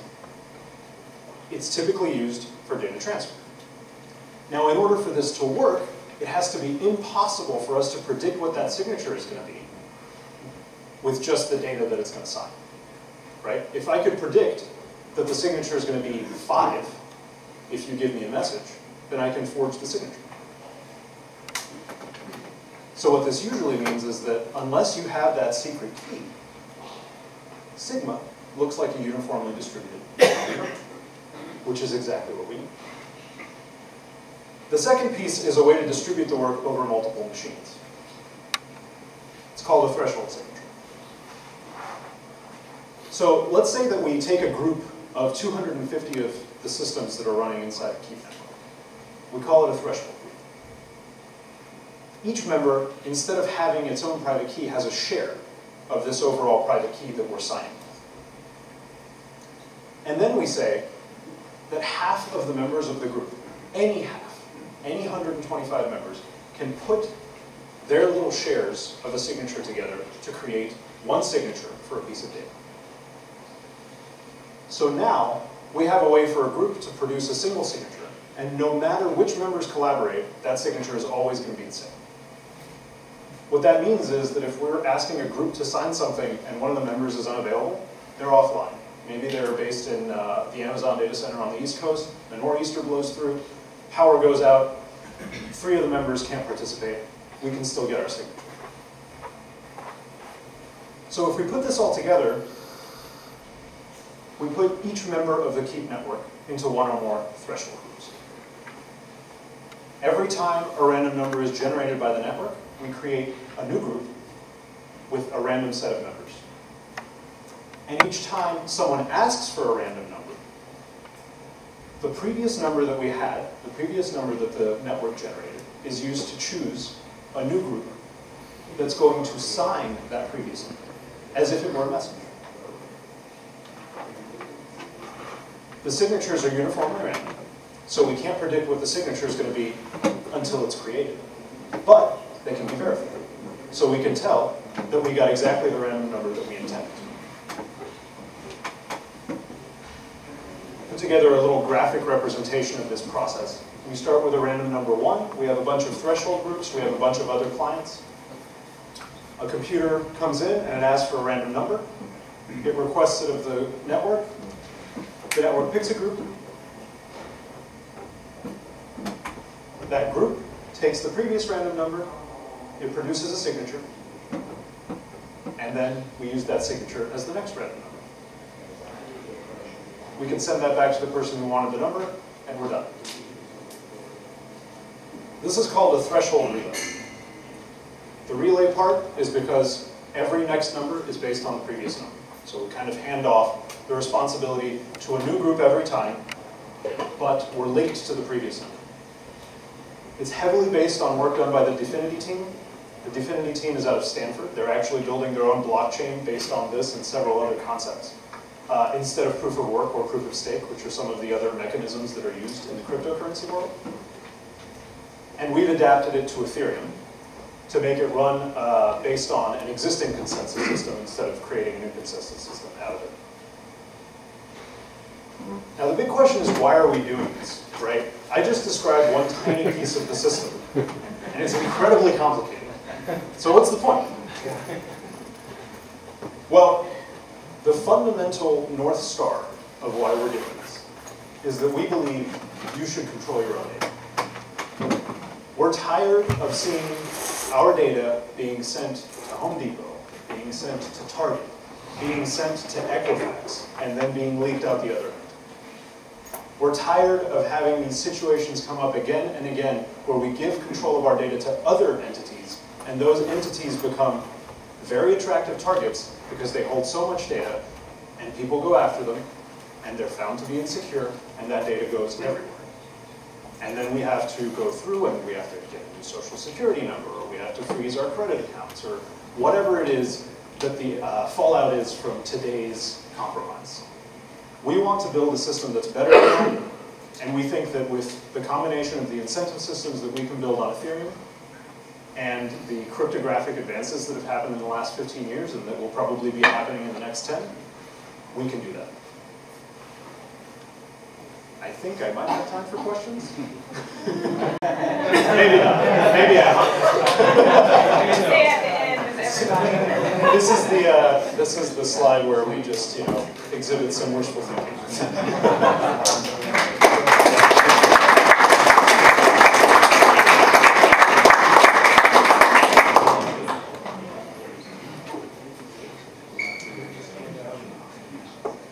Hi everyone. Let's start with the video. You're good.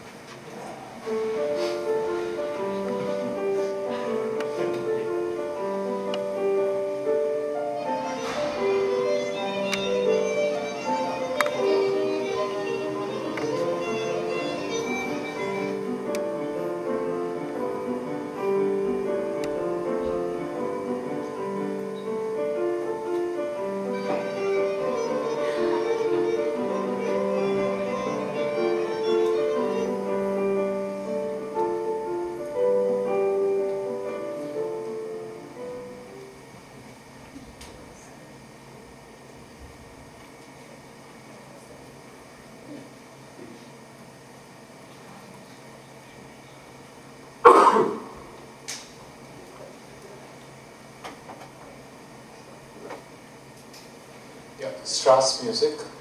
It's a decentralized ETH tip basket for a social cause. So recently we were at Ethereum Denver hackathon event, and we were walking down the road. It was a 3-day event. So what happened was we were talking a lot of technology, cryptography, the underlying layers, security, supply chain management, financials, fintech, you name it. Then we decided, okay, let's have some fun. We have come so far to Denver from Davidson area. So we thought like, okay, we got inspired by a street artist who was playing violin there. So I was shooting my, that video, I took it in my mobile. Then we thought like, let's bring in the technology for them, let's support them. So it's a decentralized Ethereum tip basket for a social cause. And we will be looking on what problems we are solving, our objective, and how it works, the solution that got recognized, and how we want. I'm just sharing the experience. It's not completely onto the technology aspects, and this is on the application end. Because overall in the market, if you see like in the blockchain technology, only 5% or less than 5% applications are in the market, and we wanted to concentrate it on the end application side.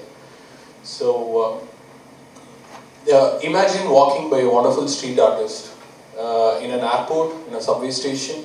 You are hurrying up, but not everyone is carrying a fiat currency or a dollars or any other currency that you may have. You don't have much time, but you just like the sound, you like the paint, but you're not sure, like you need to spend more time on it. So that's where we are coming from. StrasseMusik is a platform wherein you can take a picture of them or a video or any other details and then upload it into the platform, similar to any other social media sites. But here we have a decentralized environment. So what does that mean? We would be going through various problems, and then we would be trying to solve and protect their original artwork. So the problems that we have here is mostly the street artists are underprivileged and unrecognized, basically unrecognized street artists across the world, and they are performing dance, music, stunts and any art in the form, and they are often not noticed by the other communities. People with wealth, with power, they are the frontliners. And we do not have a global peer-to-peer decentralized technology to support these artists globally, anywhere from the world, because artists and musics are everywhere in the world. So often the needs of the street artists varies from food, shelter, education, utilities, and leading platform revenues are directed to people with access to the technology. Say for example, you come across a particular music artist, someone else is taking the video, pushing it in his channel or the social media, and someone else is gaining a lot out of it. But the people with power and wealth, they are like a lot of plagiarism and other things are happening as well. So we are on a mission to recognize and reward street artists and performers using Ethereum blockchain technology to incentivize the performers and augment the reputation ecosystem. So we do understand the need. The need comes from various aspects in terms of education, in terms of monetary benefits, in terms of shelter, food and others for the street artists across the globe. So what we do is we deploy smart contracts, Ethereum based smart contracts which controls the flow of funds, not directly to the end artist, because we wanted to make sure the funds that reaches the artists are legitimately used. So we are trying to closely work with local social groups, non-profit organizations and any other government agencies wherein they would be elected as one of the, in one of the previous slides you came across like consensus mechanisms, incentivized mechanisms, all those technologies. So we would be like implementing similar technologies to identify a particular social group in a locality to control the funds and then divert it into a restaurant or educational institution so that the artists or the performers or the painters, they get what they want, not in form of the real ether value. That is one other option we are also working on. So how does it work? You see a beautiful painting on the road, you're on a vacation, but you wanted to know who did it, you wanted to donate them, you wanted to encourage those artists. With our platform, a QR code would be placed on top of street artists' painting, or even tied to a particular musician, and then with the scan of the QR code, you will be able to access their wallet and transfer Ether as one of the ways, so that it reaches the end community directly, no middleman, no centralized systems. So Ethereum blockchain based transactions in this scenario, and blockchain also protects original artwork. The digital assets are getting stored in a decentralized storage called StoreJ. It's an Atlanta-based headquarters company, which we are using the decentralized storage environment for saving these digital assets. And there are also API that we would be building so that the legal team recognizes who did the work originally. And this is something that I need to mention. I think a couple of months back, based on the Visuals Artists Act, Visuals Artists Rights Act, VARA Act of US, in Long Island, New York, a group of street artists, graffiti artists' work had been demolished or painted by the owner. And then they got some many millions of dollars of payout, making sure that even if it is some kind of an art that is on an old building or someone who is not using it, they get credited for it. So with systems like this, with platforms and applications like StrasseMusik, we are able to make sure that the people without power are given power in that way. So in this scenario, say for example, it's like you see a particular video or a performance happening on the street artist. The viewers capture the artwork through their mobile app, Android or iOS based, and they post the pictures across. And what happens next is any number of viewers would be able to recognize and then pitch in their tips on top of what they wanted to do.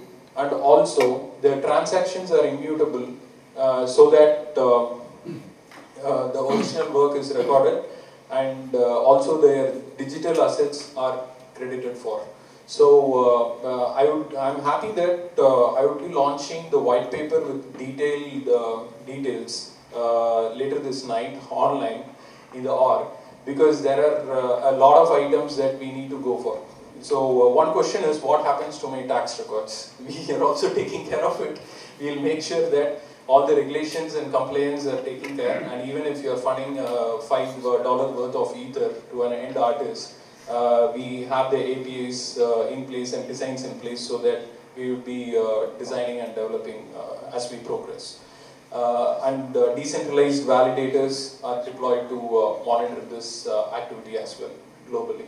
So this is a little bit of technical architecture in behind the scenes, wherein a viewer views and uploads the street performers data. On the other end, we are making sure like the identity, know your customer and whitelisting is also happening on the blockchain, using other technologies in the market like UPort for identity management. And once that gets uploaded, we are also concentrating on bringing in a little bit of cognitive services to make sure that the content are appropriate enough. If not, there is a censoring that will happen. And NGOs, social managers and funds and grants, they will have a transparency in where their funds are going, because that is really important to the money that we have today. Is the money is really going to the end users, user preferences or street artist preferences, wherein if someone wants to performing for education, are they get their college tuition fees is paid or not, and all those transparencies will getting into picture. And a little bit of background tech wherein we have StoreJ, which stores these data in a decentralized way, and also a smart contract which we are using Solidity to make this happen in front of the QR codes. So the preview is something similar to the image that you see on the screen, like an artist playing on Denver CEO, and you would be able to, this is a long-term vision for us. We would like to bring in live web RTC-based streaming as well. But as of now, it would be like a ETH tip basket, and then they would be able to progress further.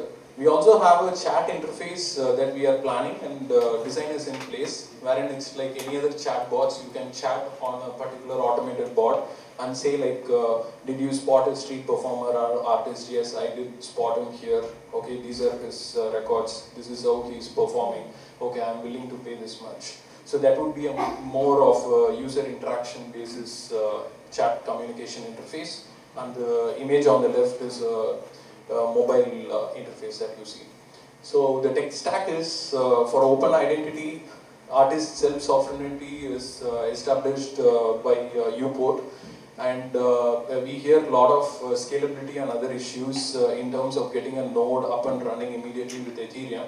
But we do have solutions. One of them is infra. So the Ethereum network access would be used by infra, and then the artwork is stored in StoreChain, which again is a decentralized storage. We are not storing any data. We are providing the solution so that the underlying platform is completely decentralized. So our vision and next steps, we just started now recently at 18th Feb 2018 at the Hackathon Denver, and we are here in LaunchLKN. Thanks Mark and Erica for this wonderful opportunity, and we will be launching the draft work in progress white paper online.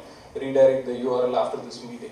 And we are looking for launching an inner shell of StrasseMusik, which is a StoreJ extension, which can be deployed across enterprise scale customers for decentralized storage services in an easy to use way, and for event management as well.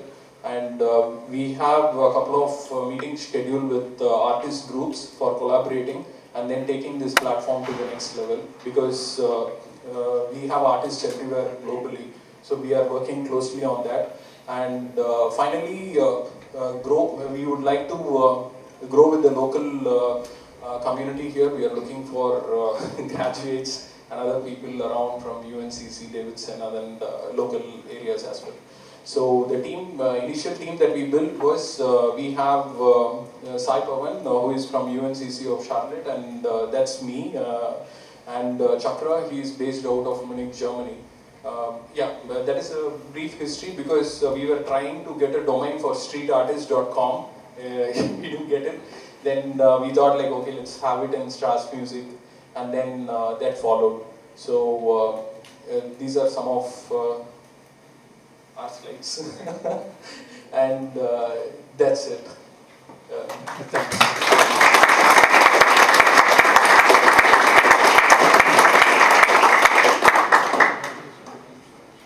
All right, I'm going to have all of our presenters come up. We're going to, I know you've all been anxiously waiting to ask questions to these folks, so you'll have a chance to do that now.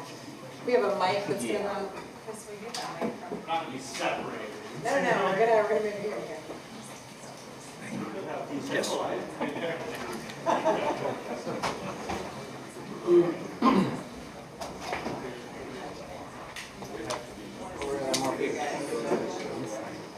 If you do have a question, you can kind of raise your hand so that Chris has a mic in the back and we can get it around the room. Yeah, I was going to moderate, but I think we should just go straight to Q&A. So. Yeah. When money comes out of the blockchain coin, it becomes fungible, subject to pay your rent and so forth. Where does that interface happen?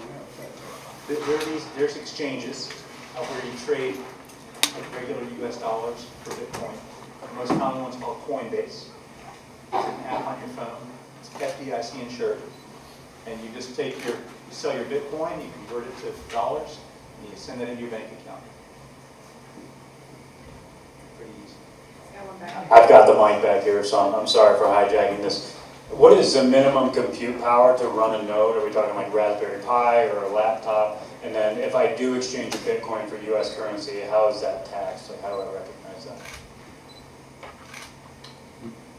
Yeah, the minimum computational power depends on what kind of node that you want to run. If you are specific about Bitcoin, it varies. Like Mike rightly mentioned, there are machines with different capabilities, but with Ethereum kind of nodes, you can directly run it with a normal computer. You don't have to bring in latest tech into it.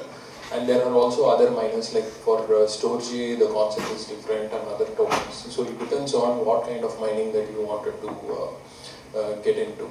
So, Michael, what was your question about the exchange? Suppose I sell a Bitcoin for $7,000.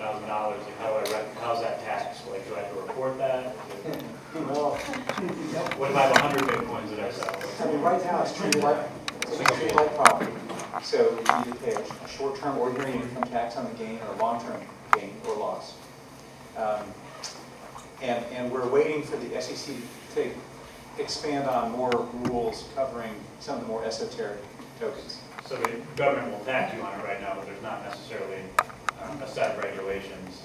The government's pretty upset because up through the end of last year, I think less than 1,000 people included any cryptocurrency on their tax return. And there are more than 1,000 people that claim loss. And the government's actually been subpoenaing, I wouldn't know how you spell that, records from Coinbase going back 5 or 6 years, because they want to know who's been buying and selling a lot of Bitcoin and not reporting it. So the good days are over. That's why the prices are down right now, because everybody's waiting for the law to crack down. It's right, it's tax season, like if you have Bitcoin gains, make sure you What pay about taxes. peer-to-peer transactions? Peer-to-peer transactions, when you do a Bitcoin to Bitcoin. Until about like 2 years, 2 months ago, you know, when you do stock trading, you need to pay the transaction fee, like $7.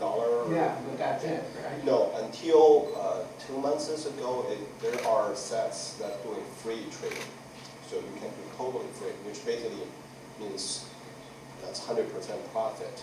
Right. Currently, I think the lowest transaction fee is 0.2%. So now it's increased your cost a lot.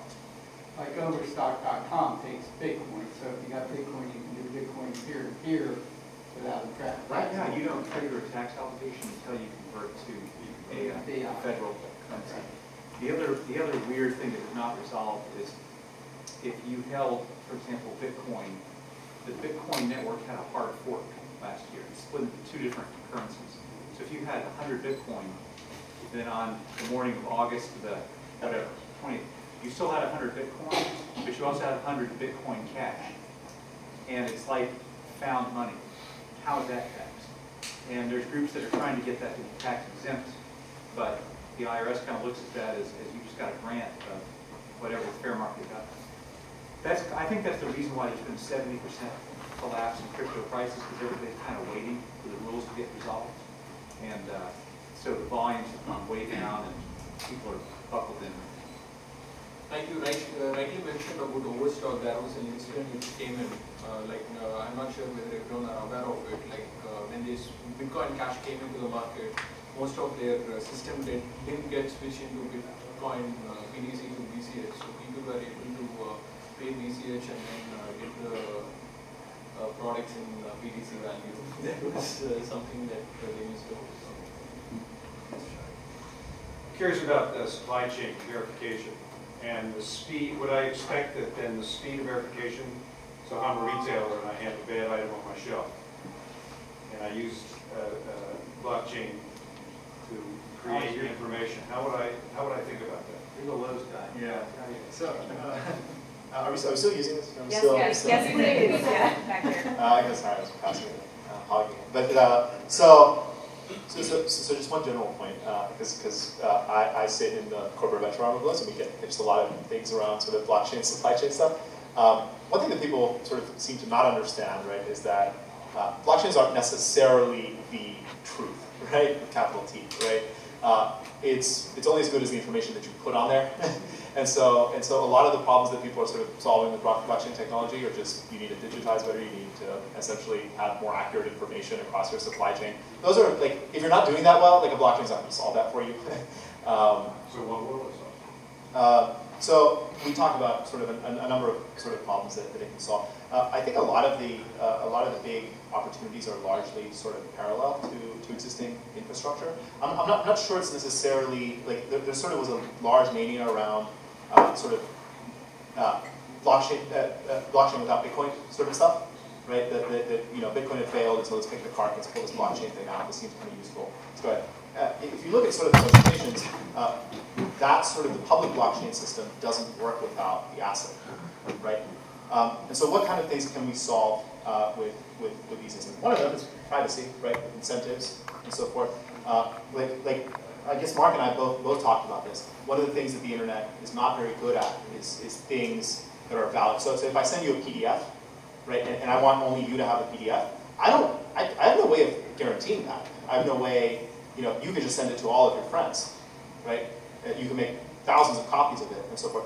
Problems of that nature that involve sort of digital scarcity are very, very good opportunities. Privacy is one of them, right? So if you want to say, hey, you know, I want to compute credit scores in a decentralized way without exposing the underlying data, then those could be targets. So I would turn to Antonio and say, like, that's a problem that we can probably solve better with sort of the incentive structures in cryptography.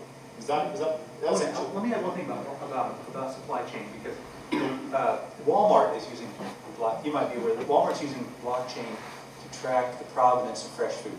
So you know how every damn apple has a sticker on it. Okay?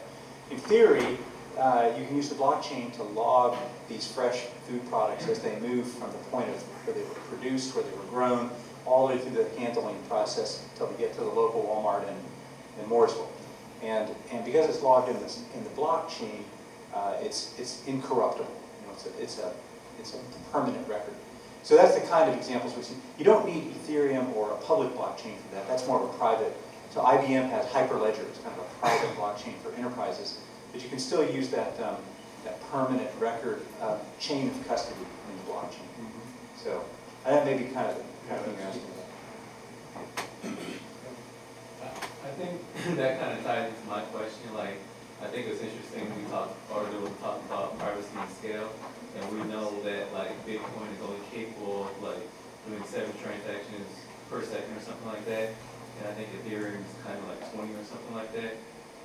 Do you guys think the proof of stake will help that front, or do we see that like scaling is a problem with blockchain in general? But I'll answer and I'm going to pass it down because this is a very good question. Right now these blockchains are pretty slow because there's this proof of work. It's intentionally hard. It's intentionally hard so people can't go change the past record. But that's just not going to work for 10 more years. We can't consume the entire world's energy solving silly puzzles just to make things intentionally difficult. So proof of stake is a whole different paradigm where people lock up their Bitcoin or they lock up their Ethereum and they're basically, it's like posting a bond. It's like when a company comes in, they build a bridge, they post a bond to validate that they're going to complete their work. So you could actually lock up some of your Ethereum, and that's a way for vouching for the accuracy of the Ethereum system. And after your lockup period ends, you're rewarded with some extra Ethereum. It's kind of like you can earn interest. So that's called proof of stake, where people take a bet or stake against the accuracy of the network. And it's a far better system because there's no silly Rubik's Cube puzzles being solved. But if you do stake your Ethereum and then you cheat, you lose it. So it's kind of a different way. It's a different paradigm. It's really pretty clever, but it's not. There's very few proof of stake systems that are working yet. And with all these things, they have to be formally verified with really brilliant mathematicians making sure there's no way to hack it. If you can hack it, then you can drain all the money. You can drain $100 billion out of the system. So it's going to be a slow transition from proof of work to proof of stake. But yeah, I think proof of stake is actually critical. But others may have different opinions. I don't know. I'll pass this down. Yeah, it's worth mentioning there's actually several projects across many of the different public blockchains that are working on scalability. Proof of stake is one of them. Lightning Network for Bitcoin is another one. A lot of them sort of involve basically not doing a lot of the work directly on the main chain and using the main blockchain to kind of anchor proofs that certain things happened off of the main chain and maintaining these kind of side, similar structures, but on the side maintained by fewer entities, a little bit more centralized in certain ways so that the transactions can happen very quickly. And then what you post to the sort of main chain that is a little more decentralized are the summaries of what activity occurred on these side networks, essentially. Yeah, that's an excellent sort of question. I think probably proof of stake deserves sort of its own sort of discussion and scalability. So a lot of the Ethereum folks and a lot of other folks say, that they're sort of in many ways related problems, and definitely on the roadmap they are. Don't sort of, I think, force me at least to explain how proof of stake sort of enables things like sharding, what Mark was talking about. It gets a little bit complex, so I'll mess it up for you, but definitely look that up. The interesting thing is, so Mark sort of referred to Ethereum as the world computer. It's probably the world's dumbest computer in the sense that like every computer needs to run every so think of the example we were doing earlier, right? Everybody has their own notebook. Everybody's doing the same. It's repetitive. Everybody has to do them. And so the notion is, well, can we have some of these computers do some portion of the work? And that's a very tricky problem because then you go back to the centralized case, right? And how do you do that in an efficient way?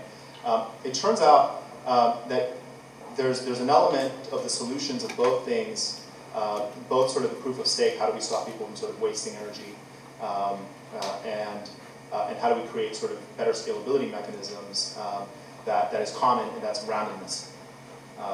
So in many cases, a lot of the problems, my understanding of a lot of the problems with proof of stake have to do with the type of randomness that you use, and there's different attacks that you can sort of launch based on the type of randomness that you have. So for example, if everybody knows the randomness, then you can say, essentially you're selecting the next person to propose a block based on which coin they hold. And so if there's a predetermined history of which coin is going to mine when, right, then I can say, well, I know when every other coin is going to mine, and I know when mine's going to mine. And so I can start creating my own little private chain that ends up being longer than the other ones. And I know with certainty when I'm going to succeed doing that. And so I can start putting all sorts of random on there, right?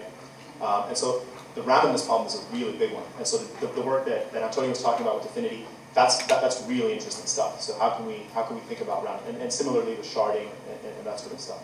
I think it solves that more so solves like proof of stake solves the problem of how to not waste computational resources. It also provides sort of more flexible mechanism design that it's not only just about giving money or not giving all or nothing. It's about I can take a little bit away from you, take a lot away from you, I can give you some, and so forth. I have so many more tools at my disposal to do that. And the last thing is centralization, which you talked about. So if there's only sort of a few companies that achieve economies of scale, because you spread your costs around an entire data center. So the bigger the data center, you only need one security guard or whatever, right? With proof of stake, one coin is worth one coin, sort of thing.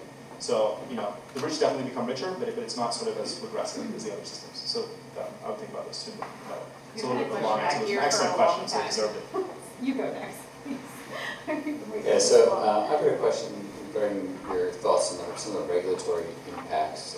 Specifically, I saw an article a week or so ago talking about how they've discovered some child pornography that's worked into the blockchain, or I'm sorry, into the Bitcoin blockchain, but really it applies to anyone because the immutability of it.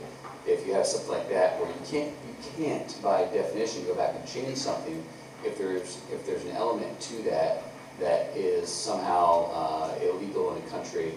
Europe's the one that the example is for, but if there's something that makes the system itself illegal, what's the workaround for that? Is there a fix to that? Does that become a fork, or is it just dead in the water? Right. I find this fascinating. Does somebody else want to take this? All right. So that's right at the core of the debate, of sort of the ethical debate on all of these things, right? Is that the immutability could be something bad, So the good part of immutability is if something good has happened, somebody can't change it and make it bad. But then the flip side is there could be something that you don't like on there, and then you can't go back and change it, right? So there's different frameworks in which you can think about this. One of them is, and the big debate's going to be, well, if I'm mining on this chain and replicating the child pornography, am I essentially disseminating it? I think the answer to that is no, right? So I can, whether I serve you some data, right? So you sort of creating this image or could be illegal, and maybe me serving you the data is illegal, but the data sort of existing on this chain, that's the action that's illegal.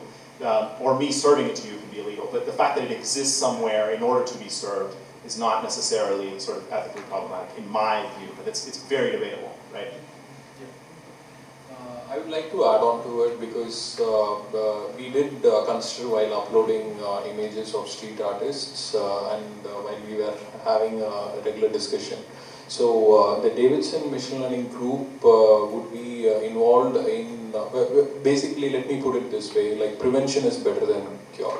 We who are building the technology, we as humans, we need to consider what is ethics is all about. So we have technology for it, machine learning capabilities, cognitive services, image recognitions, you name it, we can bring it. Before someone uploads that, we need to make sure that as a collective responsibility of the global community, we need to make sure such things are not getting into the blockchain as such in different forms. So we can do it if we all think about it based on the plans. But at times when such things happen, then we have various other issues as well, right? Like who owns the data, where is the server, and which geographical location. So I think that would turn out to be a different debate, day-long conversation as well. Now, what about, going along the same lines, in a lot of countries in Europe, they have the right to be forgotten. Right? So that immutable thing, at some point later, becomes something that somebody has the right to change, but it's by definition unchangeable. So does that derail the entire system? Let's have a different perspective to it. Like even though if the data is available on the blockchain, not everyone can, even if it is a public blockchain, not everyone can access the data if it is implemented in the right way. Because usually there is a famous saying like ERP, resource planning products will be a success only if it is rightly implemented. Blockchain also, let's treat it in that way. Even if the data is there, people with access to it can access. That's what we saw a lot of wonderful presentations earlier related to multi-signatures, signatures, private key, public key, and all those things. So to answer your question, even if the data is there, only few people can access that, right? Until and otherwise they pull it out of the network and then put it in a common ground. So I think that's something that more experts should weigh in on. I'll make a little comment. I'm going to pass it to Chao because he's been quiet. Yeah, on the security. The thing about the blockchain is that there's no company, there's no government, and there's no CDO that controls it. So the government can regulate, but the regulation is only at the point where Bitcoin gets converted to US dollar. Because the only point of regulation is the on-ramp and the off-ramp. And it's folly to think that any centralized organization can stop it. I mean, the blockchain exists in outer space on a satellite, and it exists in 12,000 nodes around the world. They're all operating independently and competitively. So I think that's kind of the big idea. There's nobody in charge of this thing. And it's a sprawling octopus that's operating on its own. And the government has they do have a few choke points where they can stop you when you try to wire the money back into your bank account. But apart from that, there's nothing they can do about the content. And your right to be forgotten is not acknowledged by the blockchain. The blockchain is just marching forward. Send it down to Chao, because I think he's going to. Very interesting question. I can only try to answer it from the technical side. I don't have a law degree.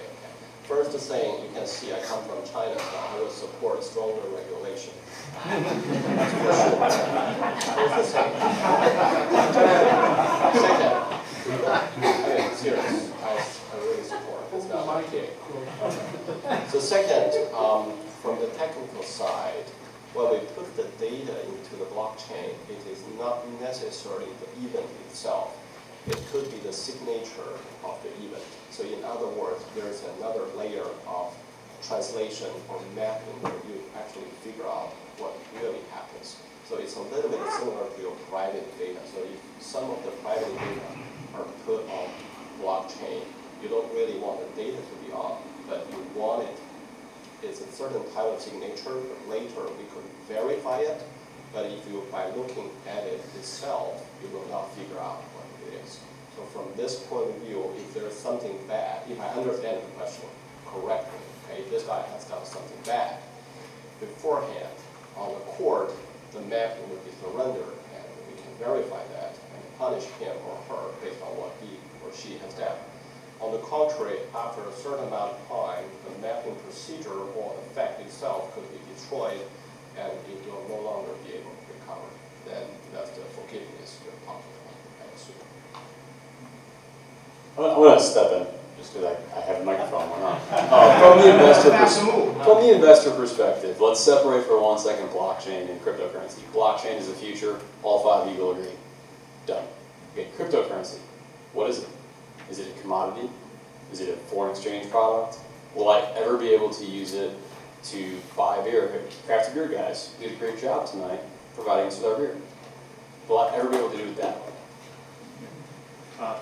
Yeah. I will wait till later. No, I'm serious.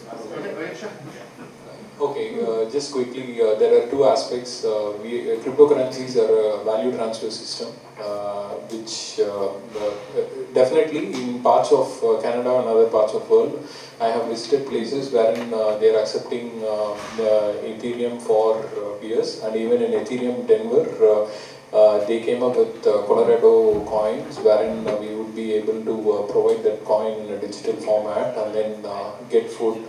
So those kind of implementations are happening in reality.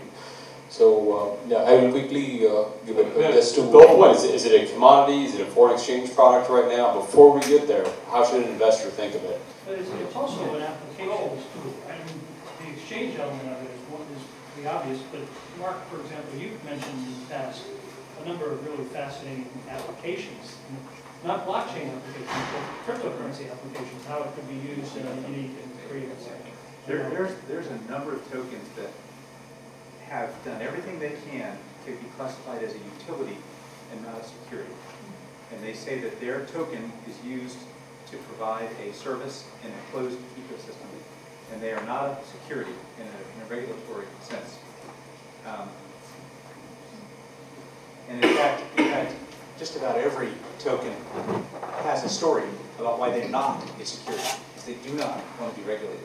The problem is the SEC has taken kind of a broad look at it and said, we think you're all securities, and you're all subject to regulation. And that is why we're in a time of paralysis right now. A lot of very promising tokens. I'll even hazard to say, I think you guys should understand, Antonio's project is an international scale, very deeply respected project, and it's pretty amazing that he's right here at Davidson working on it. Projects like that are a little bit on hold right now, waiting to see whether the SEC is going to treat that as a Reg A or a Reg D security. If it's a Reg D security, then it's limited to accredited investors, there's geographical limitations, and there's a limitation on the number of investors that can buy that token. That is very destructive to what they're trying to do, because they want this to be a utility token that can be used, I'm speaking for you guys, maybe I shouldn't, but they want this to be a token that can be used broadly to provide utility on the blockchain. So we're waiting for the SEC to put out some rules, which is why right now everyone's kind of on hold and nobody wants to buy a security. They're afraid they'll find out after the fact that they shouldn't have bought it, and it's subject to special reporting. So 2018 is a messy year where everyone's kind of being very guarded. I'll let others comment on it. So that question is probably what I spend a lot of my free time thinking about. And so where I've come down, so first of all, on the general comment of like blockchain's the future, but what do we make of these assets? As far as public blockchains go, they don't work without the native assets. Typically, it's Bitcoin, the whole Bitcoin scheme, it doesn't work without Bitcoin. The blockchain without sort of the native asset is typically sort of a private blockchain. Largely what that is a shared database in many ways, that in some ways has a lot of marketing hype. like 9 times out of 10. There are many cases where you actually do need sort of applied blockchain to do things, but I think those cases are a minority of the cases that actually have been sort of proposed. As far as like, regardless of sort of how the SEC classifies it, what are the economic characteristics of this asset? And it really will depend from asset to asset. There's some cases where a lot of people are trying to tokenize real world assets. So there's an entire sort of stream of work that's happening around tokenizing real estate. And obviously you need to work hand in hand with the regulator to do that. Some people are proposing that there's no sort of real way in which that's happened right now. People are saying, well, you could have some fractional ownership in a hotel. So that would be kind of like real estate. It would just be a digital representation of. So that would be a bona fide security, right? And its economic characteristics would be like a security. I would say something like Ethereum probably looks more like a commodity, right, from an outsider. Are you in commodities or something like that? Is that what? Trade. So yeah, you know, its economic characteristics would probably be more of a commodity, and then that it would be used for more like computational power or bandwidth and things like that are actual sort of commodities. But it's sort of a representation. So essentially, Ethereum is you're paying for computation on the Ethereum, at least right now, right, with proof of stake and stuff like that. It's more like a taxi modality, what I was talking about earlier, where you get to do some kind of work for the network that you get paid for. Right now, you pay for computation. So the amount of computation that Ethereum uses is what determines sort of how many people, at least outside of speculation, want to use sort of Ethereum. So that's kind of my perspective on it. So one thing that people do not like paper-based money or the greens is that the government will be able to print whatever they want, right? In 2008, 2009, when the economy is really bad, to save all the companies, we just print 4,000 billion, okay?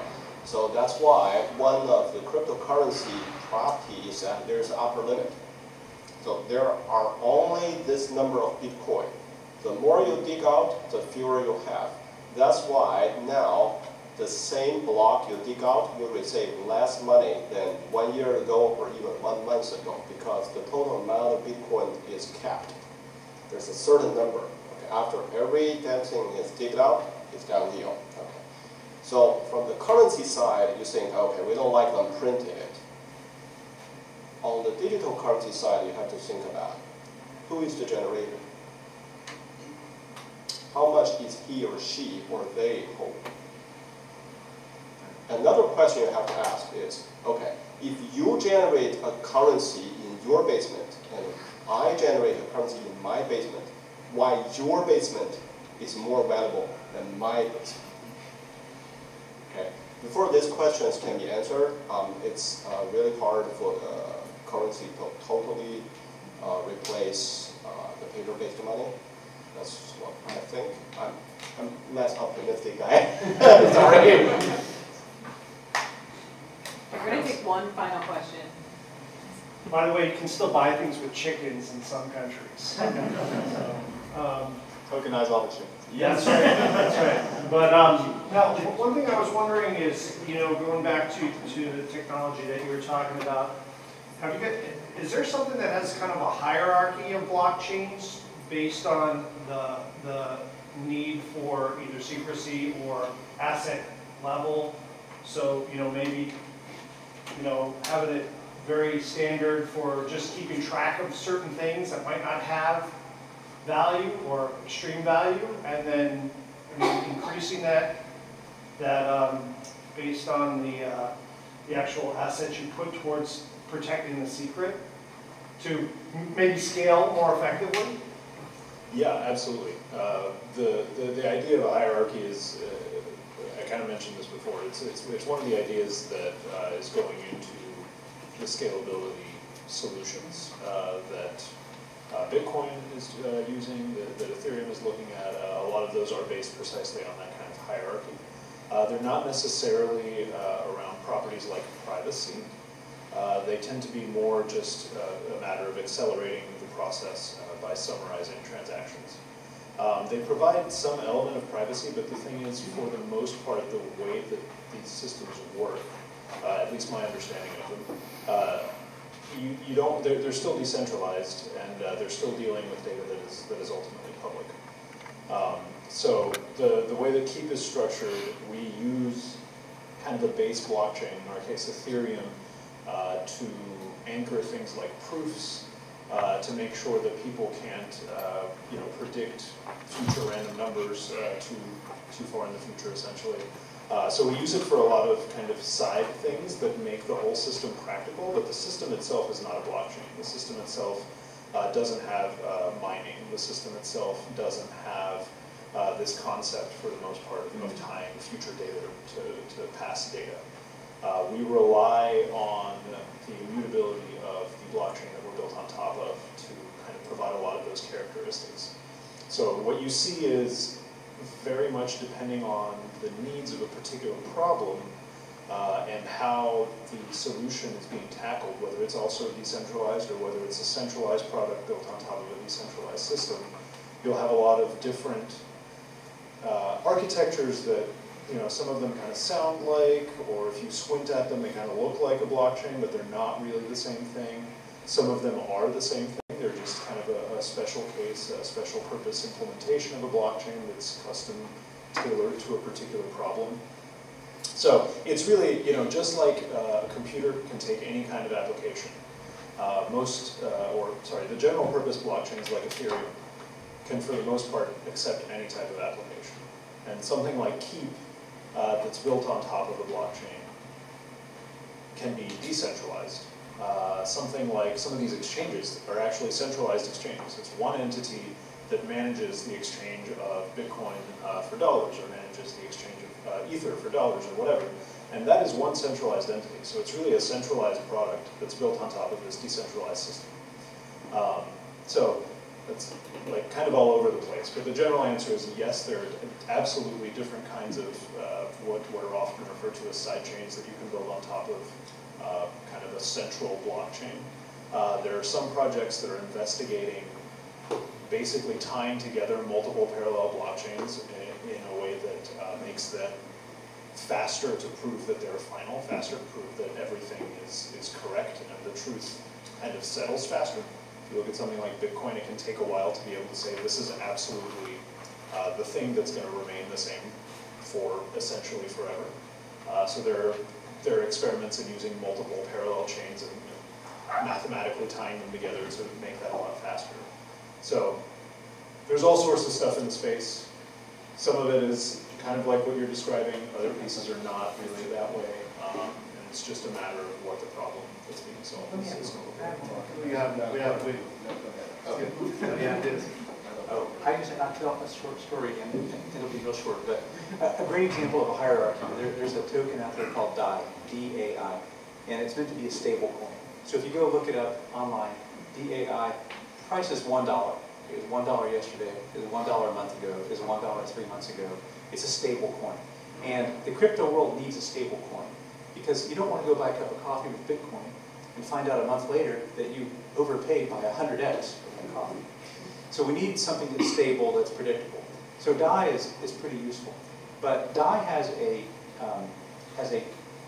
companion token called Maker, M-K-R. Maker actually sets the monetary policy behind DAI that allows it to track the US dollar. It's very complicated. It tracks a basket of 2,000 different currencies around the world. It's almost like a mini Fed, okay, this Maker coin. It's very complex stuff.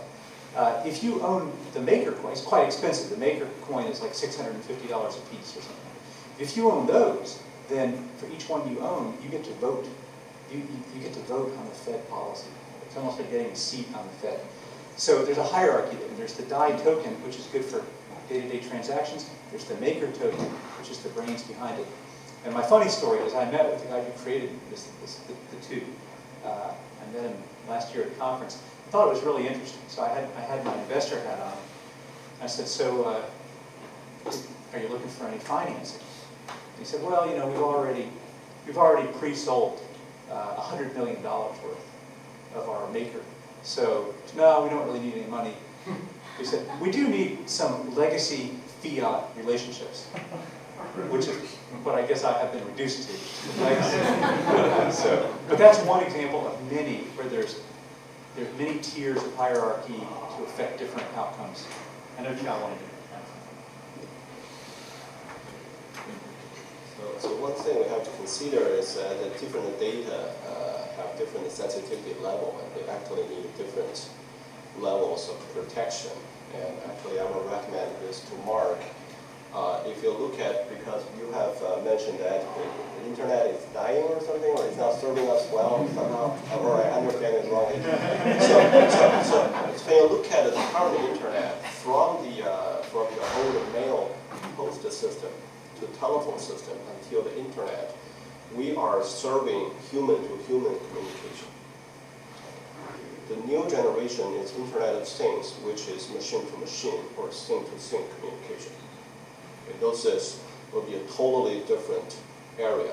The number of entity in the Internet of Things and the amount of traffic generated in the Internet of Things. Consider 100 sensors in your cars are talking to 100 sensors in your next car and try to figure out who can run faster.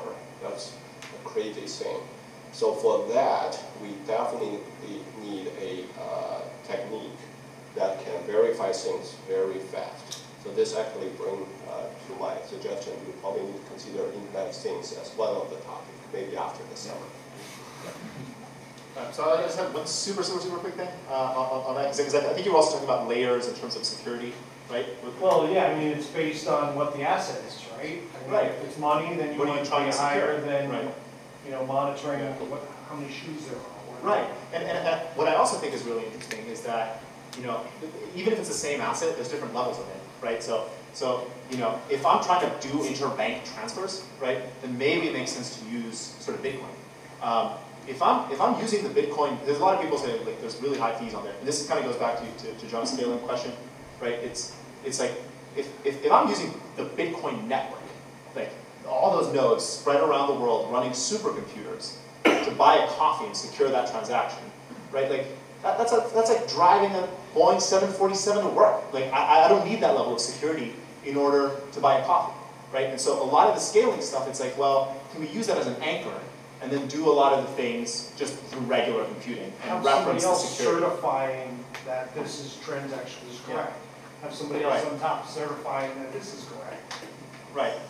Yeah, that's a lot of scale. So a lot of people think of the public blockchains as like arbitration systems if something goes wrong, like a court, right?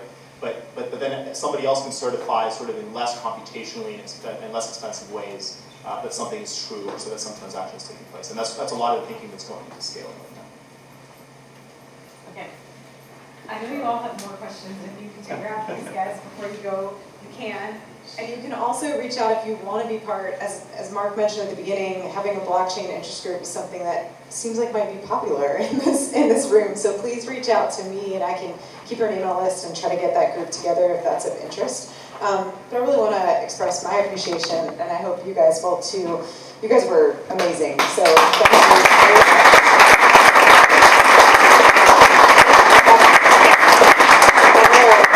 We also make sure you get those. But thank you all so much for coming, and we will look forward to seeing you in May 30th, last Wednesday of May. So keep an eye on the website, and we'll be sending that out. If you're here tonight, you should get an email from us about that. So thank you very much. Let's clap for Eric. I